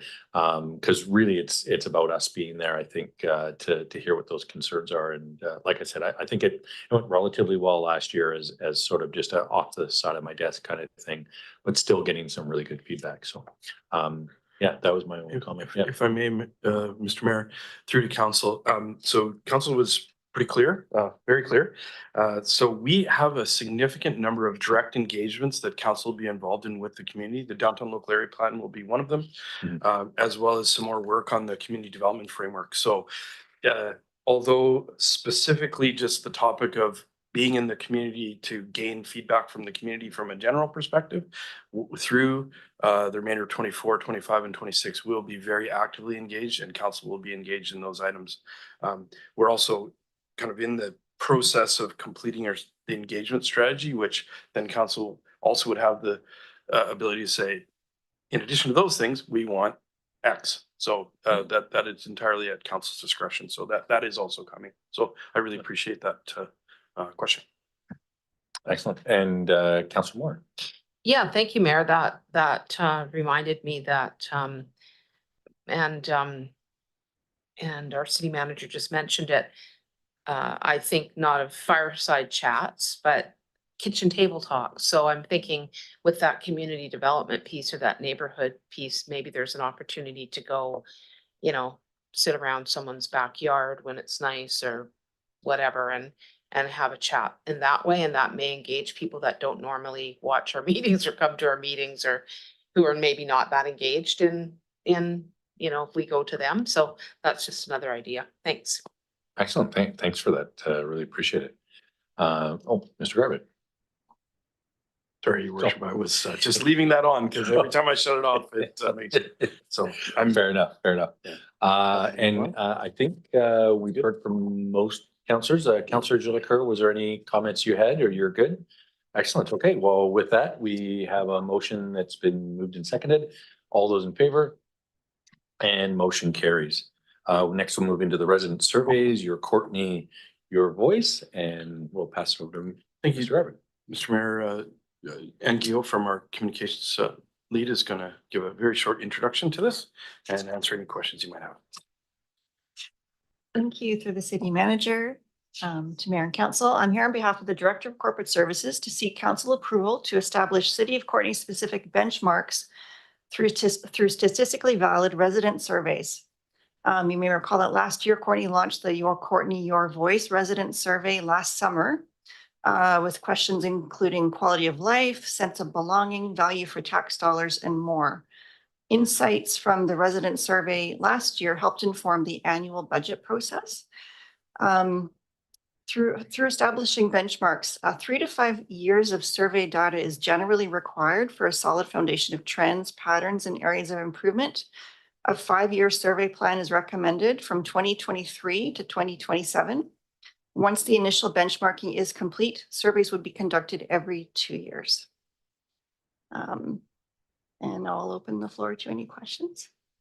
Thank you. Excellent. Thanks so much. And really appreciate staff's work on this. And it's great to get that, that feedback. Again, as we we're just talking about, it's difficult, I think, to, be all things and be everywhere all at once. I think they made a movie about that, but I think that we're really making great strides in this area. So, and I don't see any questions or comments. So I think you've answered everybody's questions, and I'll Move the recommendation. thank you.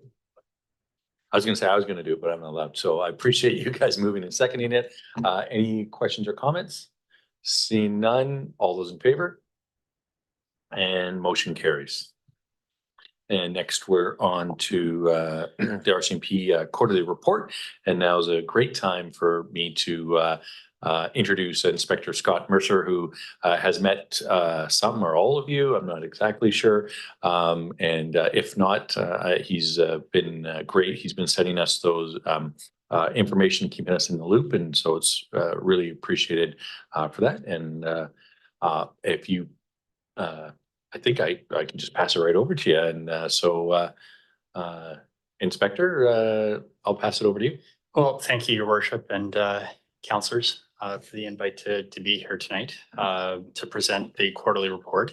I've met a few of you over the course of a month and a half through meetings, one-on-one, or just through passing through community events.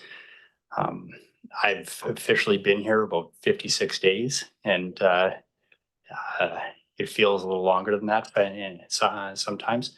I'm proud to say I'm a resident of Courtenay. I've purchased residence here, and my family and I are enjoying a new life moving from Alberta to here.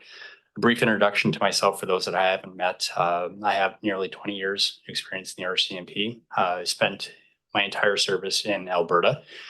So this is my first time coming to BC in this capacity as a police officer, but my family is originally from the BC area. My grandfather was a police officer with the New Westminster Police Force. My father mounted up to the RCMP out of New West. He spent his entire service in Alberta, but BC was always a second home to us because my grandparents lived on the Sunshine Coast. So I spent a lot of summers, a lot of Christmases out this way, but first time on the island, and I haven't thought about Alberta once since I've been here. So I've policed mainly in large and small municipalities, as well as many Indigenous communities throughout my service. I have a background in drugs and serious crimes investigations. I recently came from the Alberta Serious Incident Response Team in Alberta. And for those that are unfamiliar, our mandate is we're a provincially appointed body that looks at and is responsible for the oversight of all police agencies in the province of Alberta, to include the RCMP and all municipal police forces. So we're fairly busy. Comparatively, we're like the IIO here in BC, in which we're responsible for looking into any police actions that lead to death, serious injury, or items of a sensitive nature, which can include anti-corruption, sex assault allegations, or anything that requires a gentle hand in terms of investigating the actions of police officers. Coming back into general duty, I'm more than happy to take on what has been a dream for me, is to be a detachment commander. And it is so weird. My predecessor is sitting right across from me here, in which I'm thankful for the detachment that I've inherited from him. He has big shoes to fill for me. Since being here, I've gotten a really good look as far as the type of personnel and the detachment that I have. I am extremely happy and proud of the people that I get to lead here. This is a bit of a unique situation in the sense that most detachments that I've been a leader in, it has always been a junior detachment. It's always been members with 2 to 5 years experience, in which you're the senior dog on the floor. I have about 11 people that are more senior than myself at the detachment, and everyone brings a very unique skill set to it. So I'm very excited to see where we're going to be able to move this detachment forward in the next coming years. And I plan to be here for quite a while. So you're going to have to get used to me, I think, for the next little bit. I will move on to the quarterly report, and then I would be more than happy to answer any questions or concerns that this council has for me. I will take a more macro view of the report that I've already provided to this council. We can drill down into specifics or questions that you guys might have for me as we go along. This report represents the first quarter of our reporting year, which is from March to the end of June. Comparatively, you can see the numbers from the previous quarters, in which this first quarter we saw a nominal decrease, about 5% in calls for service from the previous fiscal year.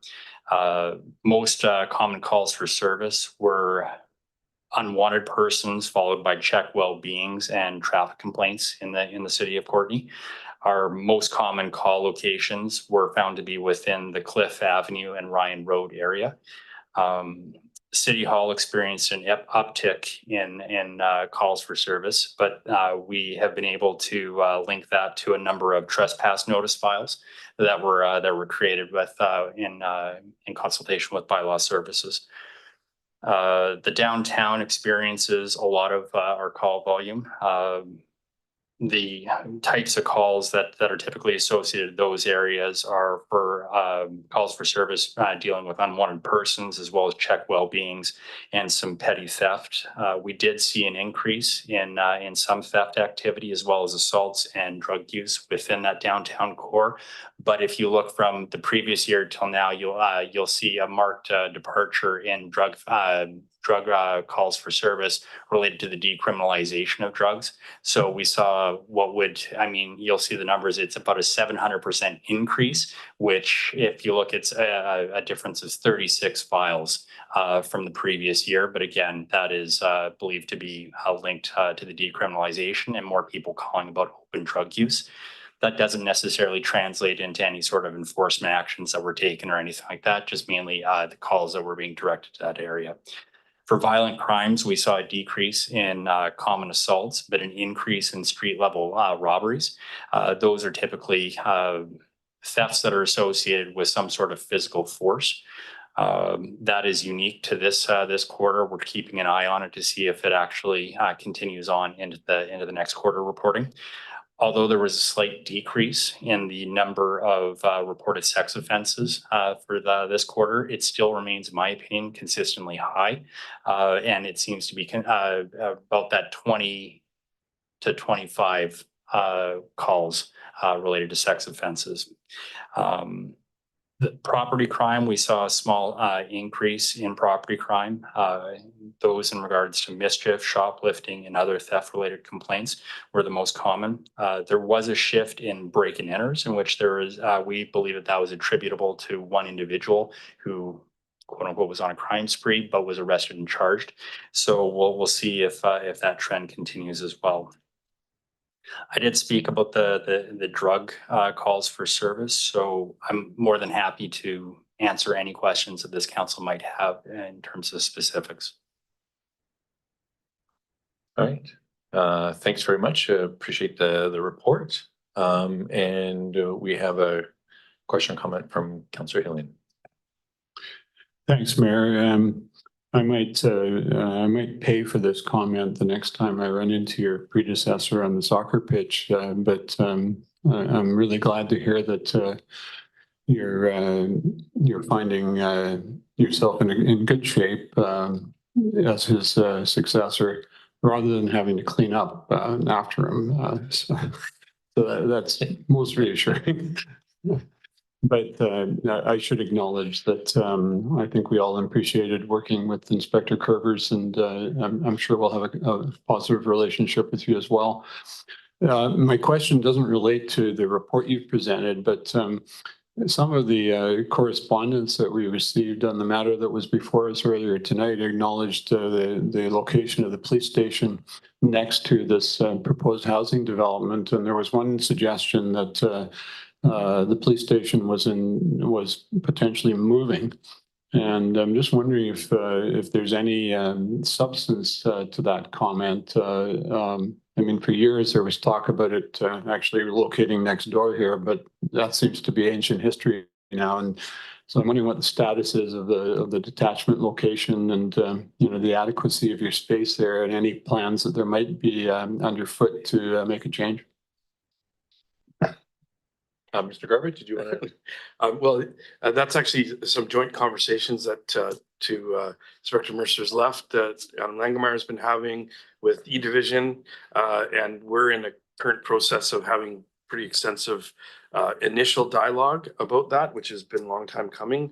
We also have two other communities that are on the verge of one joining the fun group of people who pay directly for their police in Cumberland, as well as Comox. So it's an ongoing conversation that, as not yet really risen back up to the council level. It was in a few years past. And there are a couple of moving parts as it relates to that facility itself. But you know, Inspector Mercer might have some more comments about that. But given his tenure, I'm not sure that how much conversation has happened. But we no doubt will be having some more dialogue about that. But in the regional context, because of the nature of our facility, federal building, et cetera, it is a little bit more complex. They just had a new facility open in North Couch, and after I think over 10 years of discussion of serious discussion about the facility, but I'd defer to my colleague. Thanks, Mr. Inspector Mercer. Yeah, thank you, Mr. Garwood. Not an easy answer to give you, Councillor. It has always remained a priority as far as the possibility of moving into or building a new detachment. It is going to be an objective of mine while I'm here. Obviously, these conversations are complex in nature as far as who finances, who's going to be contributing towards this. As Mr. Garwood said, there are a lot of moving parts to it.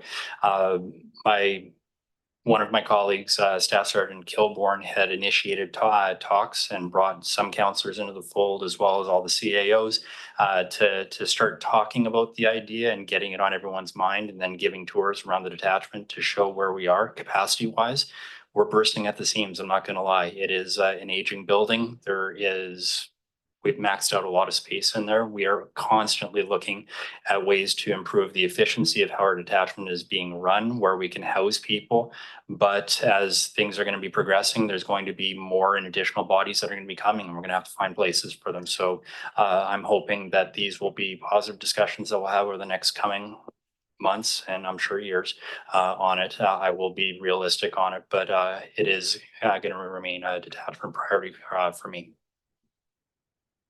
Yeah, thanks. Great question. And yeah, I remember being part of several meetings with senior BC folks on this conversation with the other mayors. Yeah, it is one of those things where it sounded like this might be a path forward, but I think really the data and making sure that exactly what the needs are, so that you know the best decision can be made, is I think that's where I last heard, is that like they're getting that sorted out so that we know what we're looking for, size wise and location wise, all those kinds of things. So yeah, appreciate that it's part of yeah, some of these long-standing issues. So and I believe next I have Councillor Cole Hamilton, then Councillor Jolicoeur, and then Councillor Moore.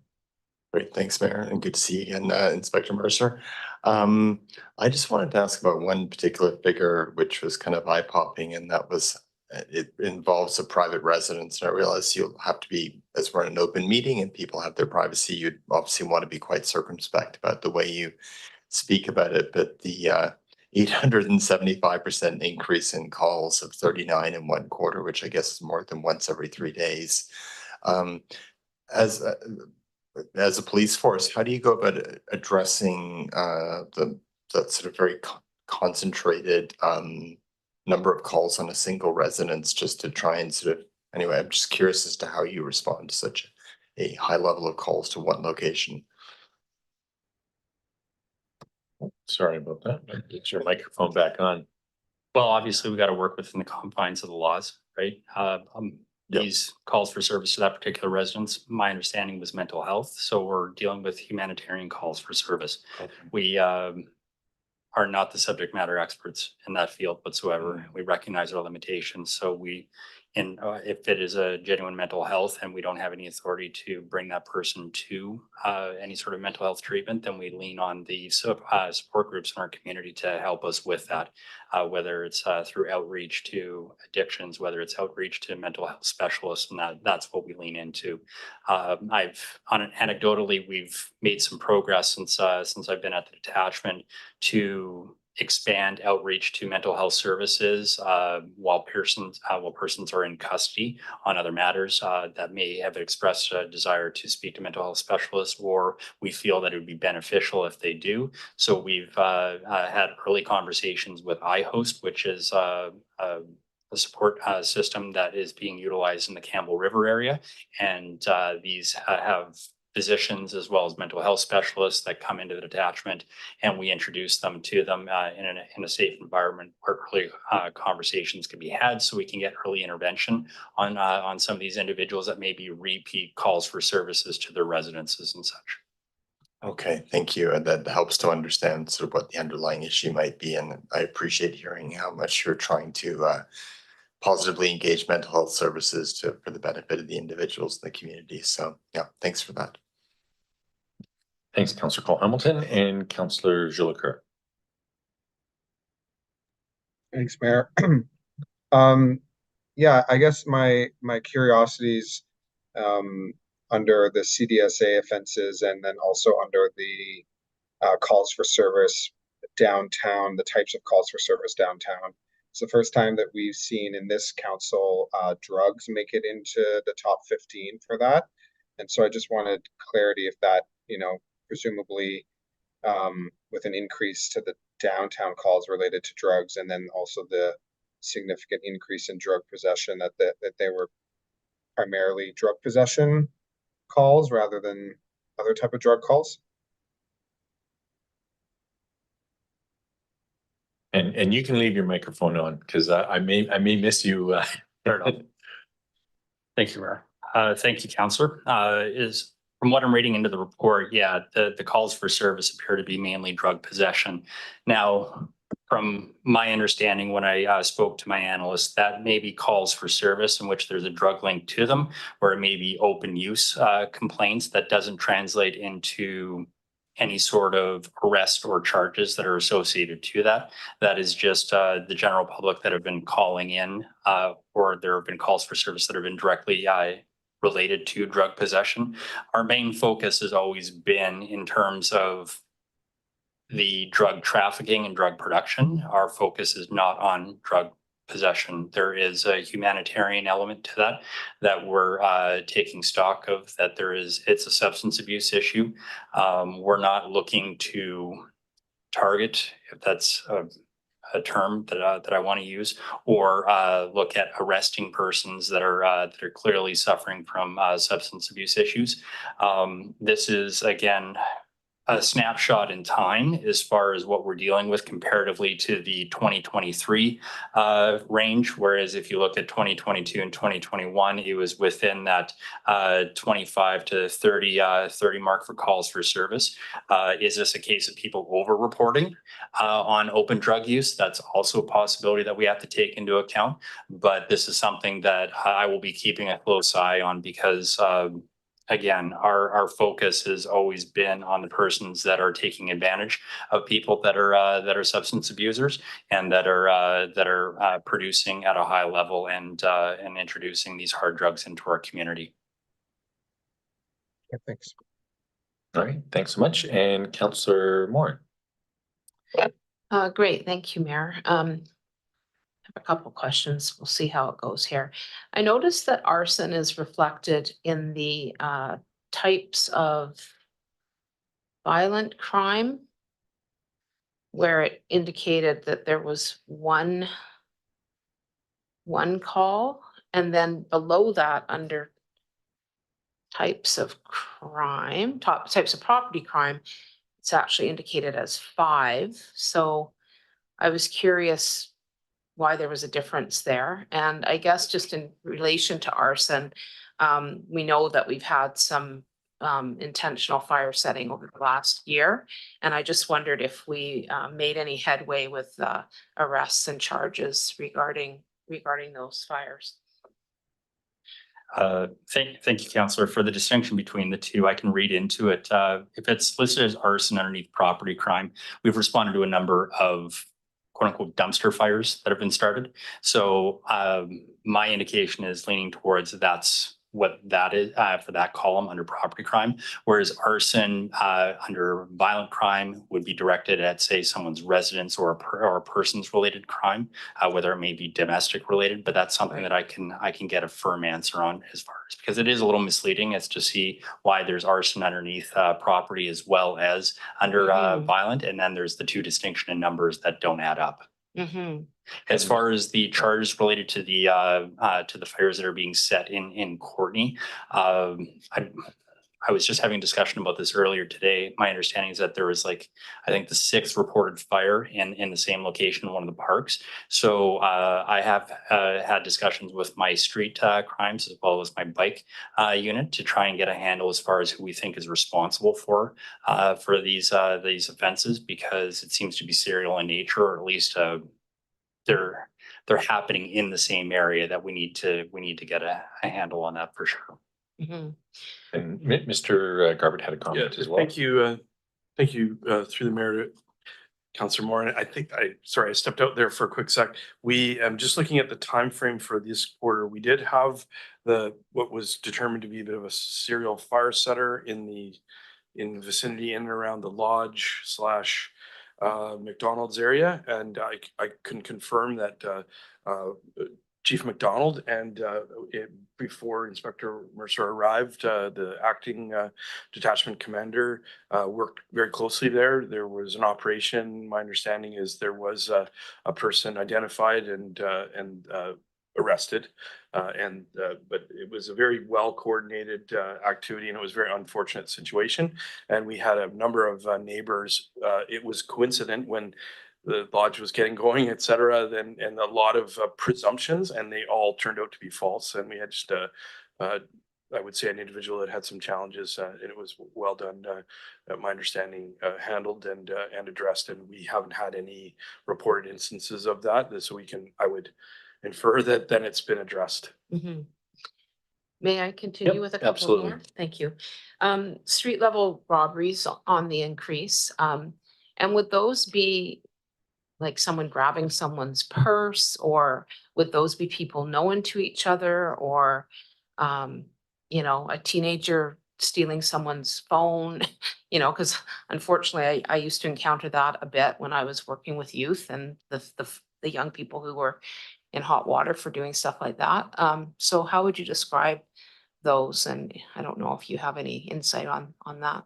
Well, one of the concerns that I had was when we read street level robberies, especially with the dynamic that we have currently in Courtney, people are going to assume that it's, is this an unhoused association, right? Are we seeing this over by the Connect Center? Is this something that's being reported in? Speaking to my analyst, I didn't get that read off of her. It was essentially the way that she was categorizing it was a theft in which there is a minor use of force. So the category are the types of examples that you gave right there would all fall within that. So no, I'm not going to say firsthand that this is related to any incidences with our unhoused persons. But that's why I said I wanted to keep an eye on this into the next quarter, because again, it's a new category that I'm not familiar with, that I needed to find a little bit more information on. And I don't want to provide anything out there that might not necessarily be accurate for you guys. Great. And I did notice that bike theft was down. 7%, it's down a little bit. Right. Have there been any strategy? Do we ever use like bait bikes or anything? Is that a thing, or? We do have actually the ability to put GPS locators on bikes and stuff on small properties. I have experience working in a property crime unit where we've done just that. Yeah. So it's certainly a consideration that we can take into account for if we feel that the bike thefts are on the rise. We've been very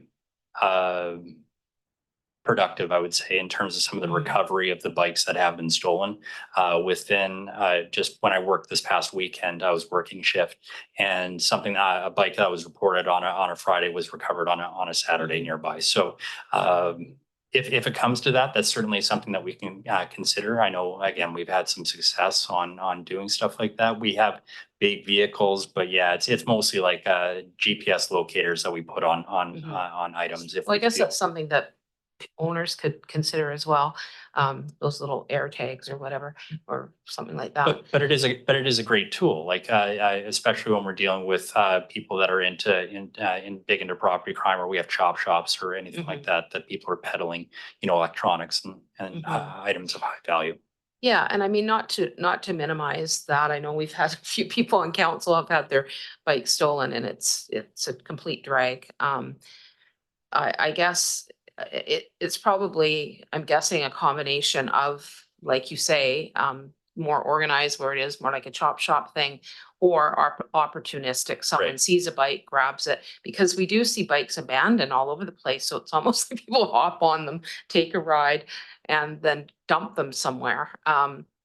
So, and I also have heard people who have actually retrieved their bike peacefully because they have an idea of where it is, and so I don't know if it's kind of if you've got a sense of whether it's a combination of a few factors there with bike thefts, or Yeah, nothing that I can add more to what I have, but something that I can field. Could I have one more, or just I'll wait for. Yeah, we'll continue on, go and ahead. maybe I'll just do a follow-up on the bike question, and then I'll pass it on to Councillor Cole Hamilton. But I guess the question, like, I know I've had my bike stolen, but it really seemed to be opportunistic, like, loading a bike into a vehicle, had a sick kid, went in the house, forgot about the bike, and then it kind of vanished. And so I hear about those kinds of things where, but also where maybe locks are getting cut and it's a little bit more deliberate. So do we know kind of how opportunistic they are versus planned? Not at this point, no. I wouldn't be providing you with accurate information either way, but it's something that I can look into for sure. Fair enough. Councillor Cole Hamilton. Yeah, just on the bike theft piece, I would just add, I had the remarkable experience of having the RCMP call me and say, "We have your bike," and this was like 18 months after it had left, and or was taken, and just would advocate Garage 529 as being a really useful means. A friend put me onto it, and it's simply because I did that my mountain bike came back to me. So just anyway, kudos to your was one of the happiest calls I'd received. Well, I guess usually hearing from the RCMP is not a good thing, but it was a pleasure to deliver right to my house, and it was one of those rare happy endings or something like that. But anyway. That's fantastic. Yeah, and I do know one of the detachment members came to our council to promote that, and there was a bit of an educational thing, and maybe we're always talking about ways to engage with the community. It might be good to do a little bit of a campaign on that again. I don't know if it's something that's done nationally or locally or provincially or whatever, but I know you probably have a pretty good community here that would be very supportive of that. So thanks, Councillor Cole Hamilton, for that reminder. Councillor Moore. Yeah, no, I have that mine registered through that, and you just reminded me, have someone with a new bike in the house. We've got to get that one registered as well before something happens to it. Yeah, but my last question was just around, obviously you can't speak about some of the more detailed reports that we've been getting, which we really appreciate, but it does seem that we are getting, like, there's a variety of things that are happening out there, and they're not just one demographic that's committing these crimes. Like, and obviously the elephant in the room is the unhoused population. Some of the things that you've been sending to us are clearly, in all neighborhoods and different kinds of people. So that's safe to say that you're not seeing sort of a concentration, other than obviously you are seeing disturbances and things like that with downtown and that kind of thing. But in terms of the variety of calls that you're getting are not all in one area. No, and not at one particular group for sure. I mean, a large call volume is in the highly dense populated areas in the downtown East Courtney area. We do respond a lot to what we would classify as routine calls for service nowadays. Those are check well-beings. Those are our suspicious persons activities. Those are persons that are calling in traffic complaints. But in the last month and a half, my hope was to kind of shine a light to you guys to see that there's aspects of the calls that we're getting, some pretty violent stuff that's happening throughout the community and throughout the surrounding community. It's not just one spotlight that's being shined at the unhoused or the activities that are associated with that. It's happening across the board, and I'm glad that you guys are noticing that as well. So thanks for that. And it looks like that may be the end of questions and comments. So really appreciate it. There is a recommendation. All right, it's been moved in second, and it is just for receipt. So we'll, if nobody's in opposition, we'll just unanimously do that. And yeah, Mr. Garbutt. Did you? I was just anticipating moving on to the next. Well, but with that, we will thank Inspector Mercer. And again, really good to see you out at community events and not just at community events, but on the beat doing things. And not that we didn't see that before. Jesus, feels we don't have favorites or anything, but it does feel like again we had a great system that will be continued, and really appreciate that. And yeah. You can now go enjoy your family. Well, thank you for your time this evening. All right, with that, we will move on to internal reports, the bylaw dispute adjudication system. And Mr. Garbutt. Yeah, thank you. Through the mayor to council, just this briefing notes here, just to give an update on the status. We've been doing a lot of work in the bylaw section, policy work, and this memo was just to give council an update. Council's aware that we are moving towards a different way of dealing with the giving of and enforcement of our tickets. And we're just letting council know that the finalization of this project is impacted by the upcoming provincial election. Mr. Kerbers is here if council has any questions. Thanks for that. And yeah, are there any questions, or Mr. Kerbers, do you have any comments you wanted to give? I can, I'm assuming everybody's seen the briefing note that was pushed through. So I can just go kind of go to the bottom part here, and I'll kind of go down a few paragraphs. So back in February, we introduced the bylaw dispute adjudication system. So work went into getting that up and running. So a lot of communities has that already. It's a new way of dealing with violations, that when we get past the voluntary compliance component, we have another tool to deal with individuals, and like the parking complaints and the animal control complaints and some of the other bylaws where we can have, fines attached to them. So it's a system that is a lot more user-friendly from to city staff and from the public as well. Gives us opportunity to serve violation notices without having to do it personally. So there's a lot of moving parts, and it's a very useful tool for the community. But in anticipation for this, I had to work with the province, because this has to be approved by cabinet before we can actually move forward. So after I did the briefing note, I started drafting a education bylaw, which is in the final phases now. And we are working with the province. And when I approached the province to see what next steps were, I was told that because of the election year, that's going to have to be pushed back a few months. So that's what the update is for, to let you know that we are getting a resolution letter that's going to go to the province, so that gets us into the queue for early next year, so we can get on it before cabinet and get that approved and signed off. With that, the next steps for that would be to come to council and have that adjudication bylaw reviewed and approved, and that gives us the opportunity to start getting that process. The only drawback is it's not going to get any revenue right now. Yeah, no. Well, really appreciate the update, and as we continue down this road to modernize our bylaw system, and even just having more bylaw officers, a manager of bylaw services, those kinds of things. I mean, they're all incremental, and none of us here have the power over the election. So hopefully, the wheels get back on the bus pretty quickly after the election, so we can get on with business. So I appreciate that. Councillor Hillian. Thanks, Mayor. I'm wondering if I can take the liberty of asking a bylaw enforcement question, given that we have I was going to say Inspector Curvers, but former inspector. That works. Yeah, we've recently had a letter from a fairly frequent correspondent advocating that we be more aggressive in bylaw enforcement by levying fines. On this particular occasion, the offending issue was people putting their garbage cans out too early.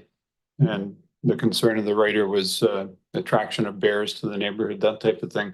But I'm just wondering, given the concern that was raised about garbage police and such when we brought in our new automated system, whether you've had much engagement with Public Works around that whole issue of enforcement related to solid waste removal and the various issues that come up there. We haven't had a lot of calls. Most of the community is compliant. I mean, when things come up, is usually operations calling me, letting them know there's been violation and they're trying to kind of resolve it. And just recently, we go by our model. We do volunteer compliance first. So we went to the house and we spoke to someone. It was an elderly gentleman that just didn't understand that things have to go in different receptacles. So that's the education component. And I think we're lucky that everybody is very compliant in that area and we don't really get a lot of complaints on it. Yeah, that's good to know. I think we'll pass that along to the person in this case. And Mr. Carver. Thank you through the mayor. Thank you for that commentary, Mr. Curvers. I just wanted to let you know through to council. So in accordance with our bylaw enforcement policy and notwithstanding the very vocal direction from the resident that we should be taking direct action, that would not be our approach, as Mr. Curvers had said. But I followed up with our solid waste group, and we are not having reports of significant numbers of carts out early, nor are we having reports of wildlife interactions with our carts. And as council is aware, we did highlight some areas where we thought that might be an issue. To date, it's my understanding we have not actually been asked to expand that, and we're not really finding that we're having adverse actions. I happen to be a Comox resident where I thought there might be some wildlife interactions, and there has been none. And so we're learning a lot about our solid waste collection, how successful it's been. And there was an update, a council meeting or so ago from our solid waste group in that regard. But there's a lot of calls now for immediate action and reaction and punitive kind of approaches to people. And council was very clear to our staff as to what approach we would take. And so there's a measured, and sometimes it does take some response, but in reaction to a number of sentiments in the community, we do have to steer a very careful and measured and compassionate approach through. And that goes for people who are experiencing sheltering issues. That goes for people who are experiencing solid waste issues. So one hallmark of our bylaw enforcement division, which we're building, is that they are consistent and they follow our policy. And when you veer away from that, there results in a number of issues in the community. And I just want to thank our bylaw group that's being developed and formed, and their skill set is being recognized through the community in dealing with these issues. But the messaging in the community around action, we really need to follow our policy. And I just really wanted to thank Michael and his staff for doing such a great job with that, and also the public that is reaching out to us through our various points. And also a thank you to council who are passing people our bylaw contact numbers so we can create files and have orderly investigations of these items. I don't want to belabor that, but there's been a surge in sort of calls for immediate action. And I just want to really acknowledge that we have a policy, and we also prioritize response to those things based on that council endorsed policy approach. Excellent. Appreciate that. And Councillor Hellion.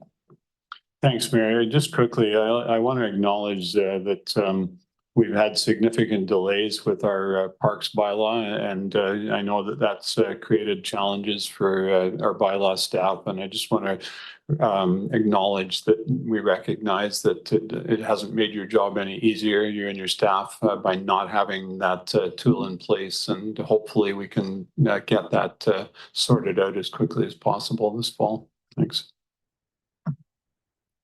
Okay, much appreciated. I don't see any further questions or comments, but there is a recommendation. Hey, Councillor Moran has moved it. Councillor Frisch has seconded it. Thank you.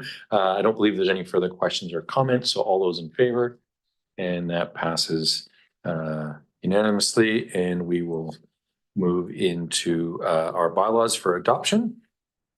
And if people would like to, Councillor Frisch.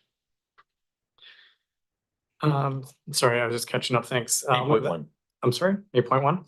I'll move that council adopt tax exemption 2025 bylaw 3142 2024. All right, it's been moved and seconded. Any questions or comments? All those in favor? And motion carries. Councillor Moran. Yeah, I'm assuming that we can just go through these pretty Sorry. quickly. Oh, My sorry. apologies. Councillor Hillen. Thanks, Mayor. On item 8.2, I will excuse myself from this part of the meeting. I serve on the board of the John Hart Society, so I have a conflict of interest in relation to this motion. Thank you for clarifying that. And that point of order. It was well deserved. Okay, Councillor Moran. so I will move that council adopt tax exemption 2025 bylaw 3143 2024. It's been moved and seconded. Any questions or comments regarding this? Seeing none, all those in favor? And motion carries. We'll just wait for Councillor Hilling to get.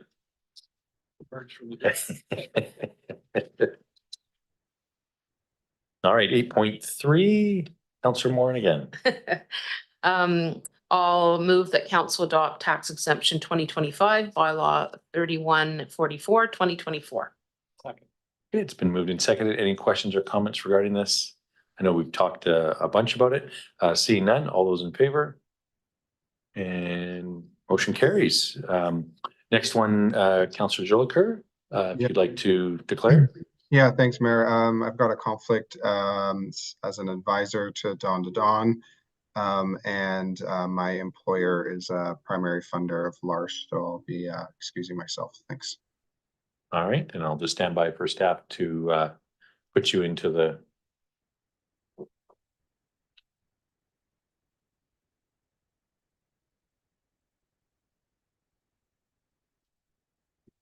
No, he's still there.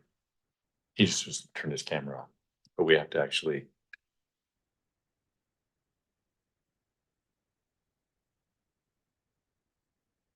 All right, with that, item 8.4, Councillor Frisch.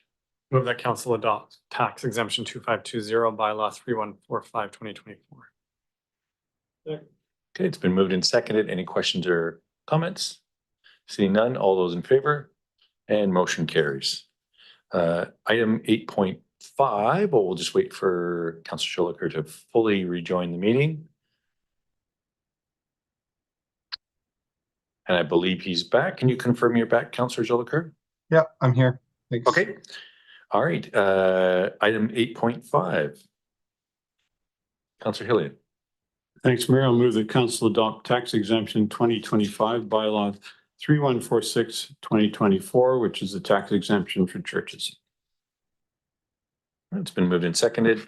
Any questions or comments regarding this? Seeing none, all those in favor? And motion carries. Next, we have item 8.6 and Councillor Frisch. Move that council adopt temporary borrowing bylaw number 3147 2024 for Anderton Dyke Phase 1. It's been moved and seconded. Any questions or comments regarding this item? Seeing none, all those in favor? And motion carries. Item 8.7. Councillor Hillian. Thanks, Mayor. I move that council adopt temporary borrowing bylaw number 3148, 2024, strategic land acquisition 2024. Okay, it's been moved and seconded. Any questions or comments? Seeing none. All those in favor? And motion carries. Next, we have item 8.8 and Councillor Moore. Oh, are we on 8.8? Okay, I thought we were on 8.7. Nope. Okay. I'll move that council adopt temporary borrowing bylaw number 3149, 2024, 6th Street Bridge. All right. So we moved and seconded. Any questions or comments? Seeing none. All those in favor? And motion carries. We're on to 8.9 and Councillor Cole-Hamilton. I'll move that council adopt subdivision and development servicing amendment bylaw number 3155 road classification. It's been moved and seconded. And any questions or comments regarding this? Seeing none. All those in favor? And motion carries. And we're into council reports. And I'll start with Councillor Cole-Hamilton. All right, Councillor Frisch, Councillor Hillian, Councillor Jolicoeur. Yeah, I just want to say thanks to everyone who attended and celebrated the Comox Valley Pride this past weekend. It was really beautiful to see hundreds of people out, both in the parade, but also watching the parade. And then, of course, the Pride in the Park down in Sims Park was a big success. And yeah, just wanting to thank the community for being so welcoming to the LGBTQ TOIA plus community. Thanks. Thanks so much for bringing that up. Really appreciate it. Councillor McCollum is not here tonight. Councillor Moore. Thanks, Mayor. I did attach very belated three activity reports, so I won't go into that, but I did want to take the opportunity to thank thank some staff members for their work. In terms of the heat waves that we saw this summer, I know we were throwing some emails around to try to get some relief for people, and we did have our fire department put up a misting station, and there were some other measures that were taken, some sort of outreach and trying to, keep an eye on folks during those heat waves. So I just wanted to show appreciation for quickly moving on that. And then just in terms of some of us, I was actually lucky to go away for a bit of the summer, but things don't stop when people go away on vacation. And we have had a lot of events throughout the summer that staff have been amazing.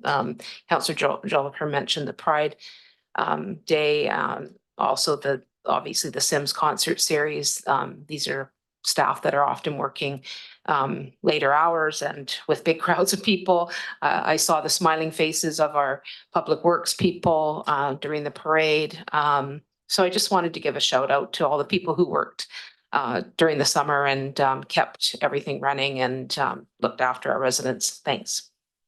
Thanks so much, Councillor Moore. Appreciate it. I do know that other councillors also attended. We did have the BC hate crimes event that happened this week that was facilitated by the Community Justice Centre. And we had an expert from Stats Canada, as well as the BC RCMP. And in fact, our own inspector, Scott Mercer, who was here today, attended as well and was able to give some local context to some of the items there. And for a first-time event, standing room only, and in fact, probably more people at our event than at the similar event in Victoria. So just huge kudos to Karen McKinnon and her team that made that happen. We also had the 150th anniversary of the Fall Fair. And again, a huge milestone, and a huge thank you to all those that volunteer and help make that event happen every year. And it was my pleasure to present the Young Readers Awards at the library. It was great to ask the students, or not necessarily, some of them were actually not even students yet. They were so young, but asking them what their favorite things were, and everything from unicorns to farting. And it was just, it was a really great conversation. And then we had the The Yana Bike Ride, just again, another great event, raised over $100,000 in Rib Fest, which again, raised a ton of money for local charities and just again, just to say thank you to all the volunteers and people that really make our community, you know, the gem that it is, and we couldn't do it without you. So with that, we have an in-camera resolution. All right, it's been moved and seconded. All those in favor? And motion carries. And with that, we are adjourned.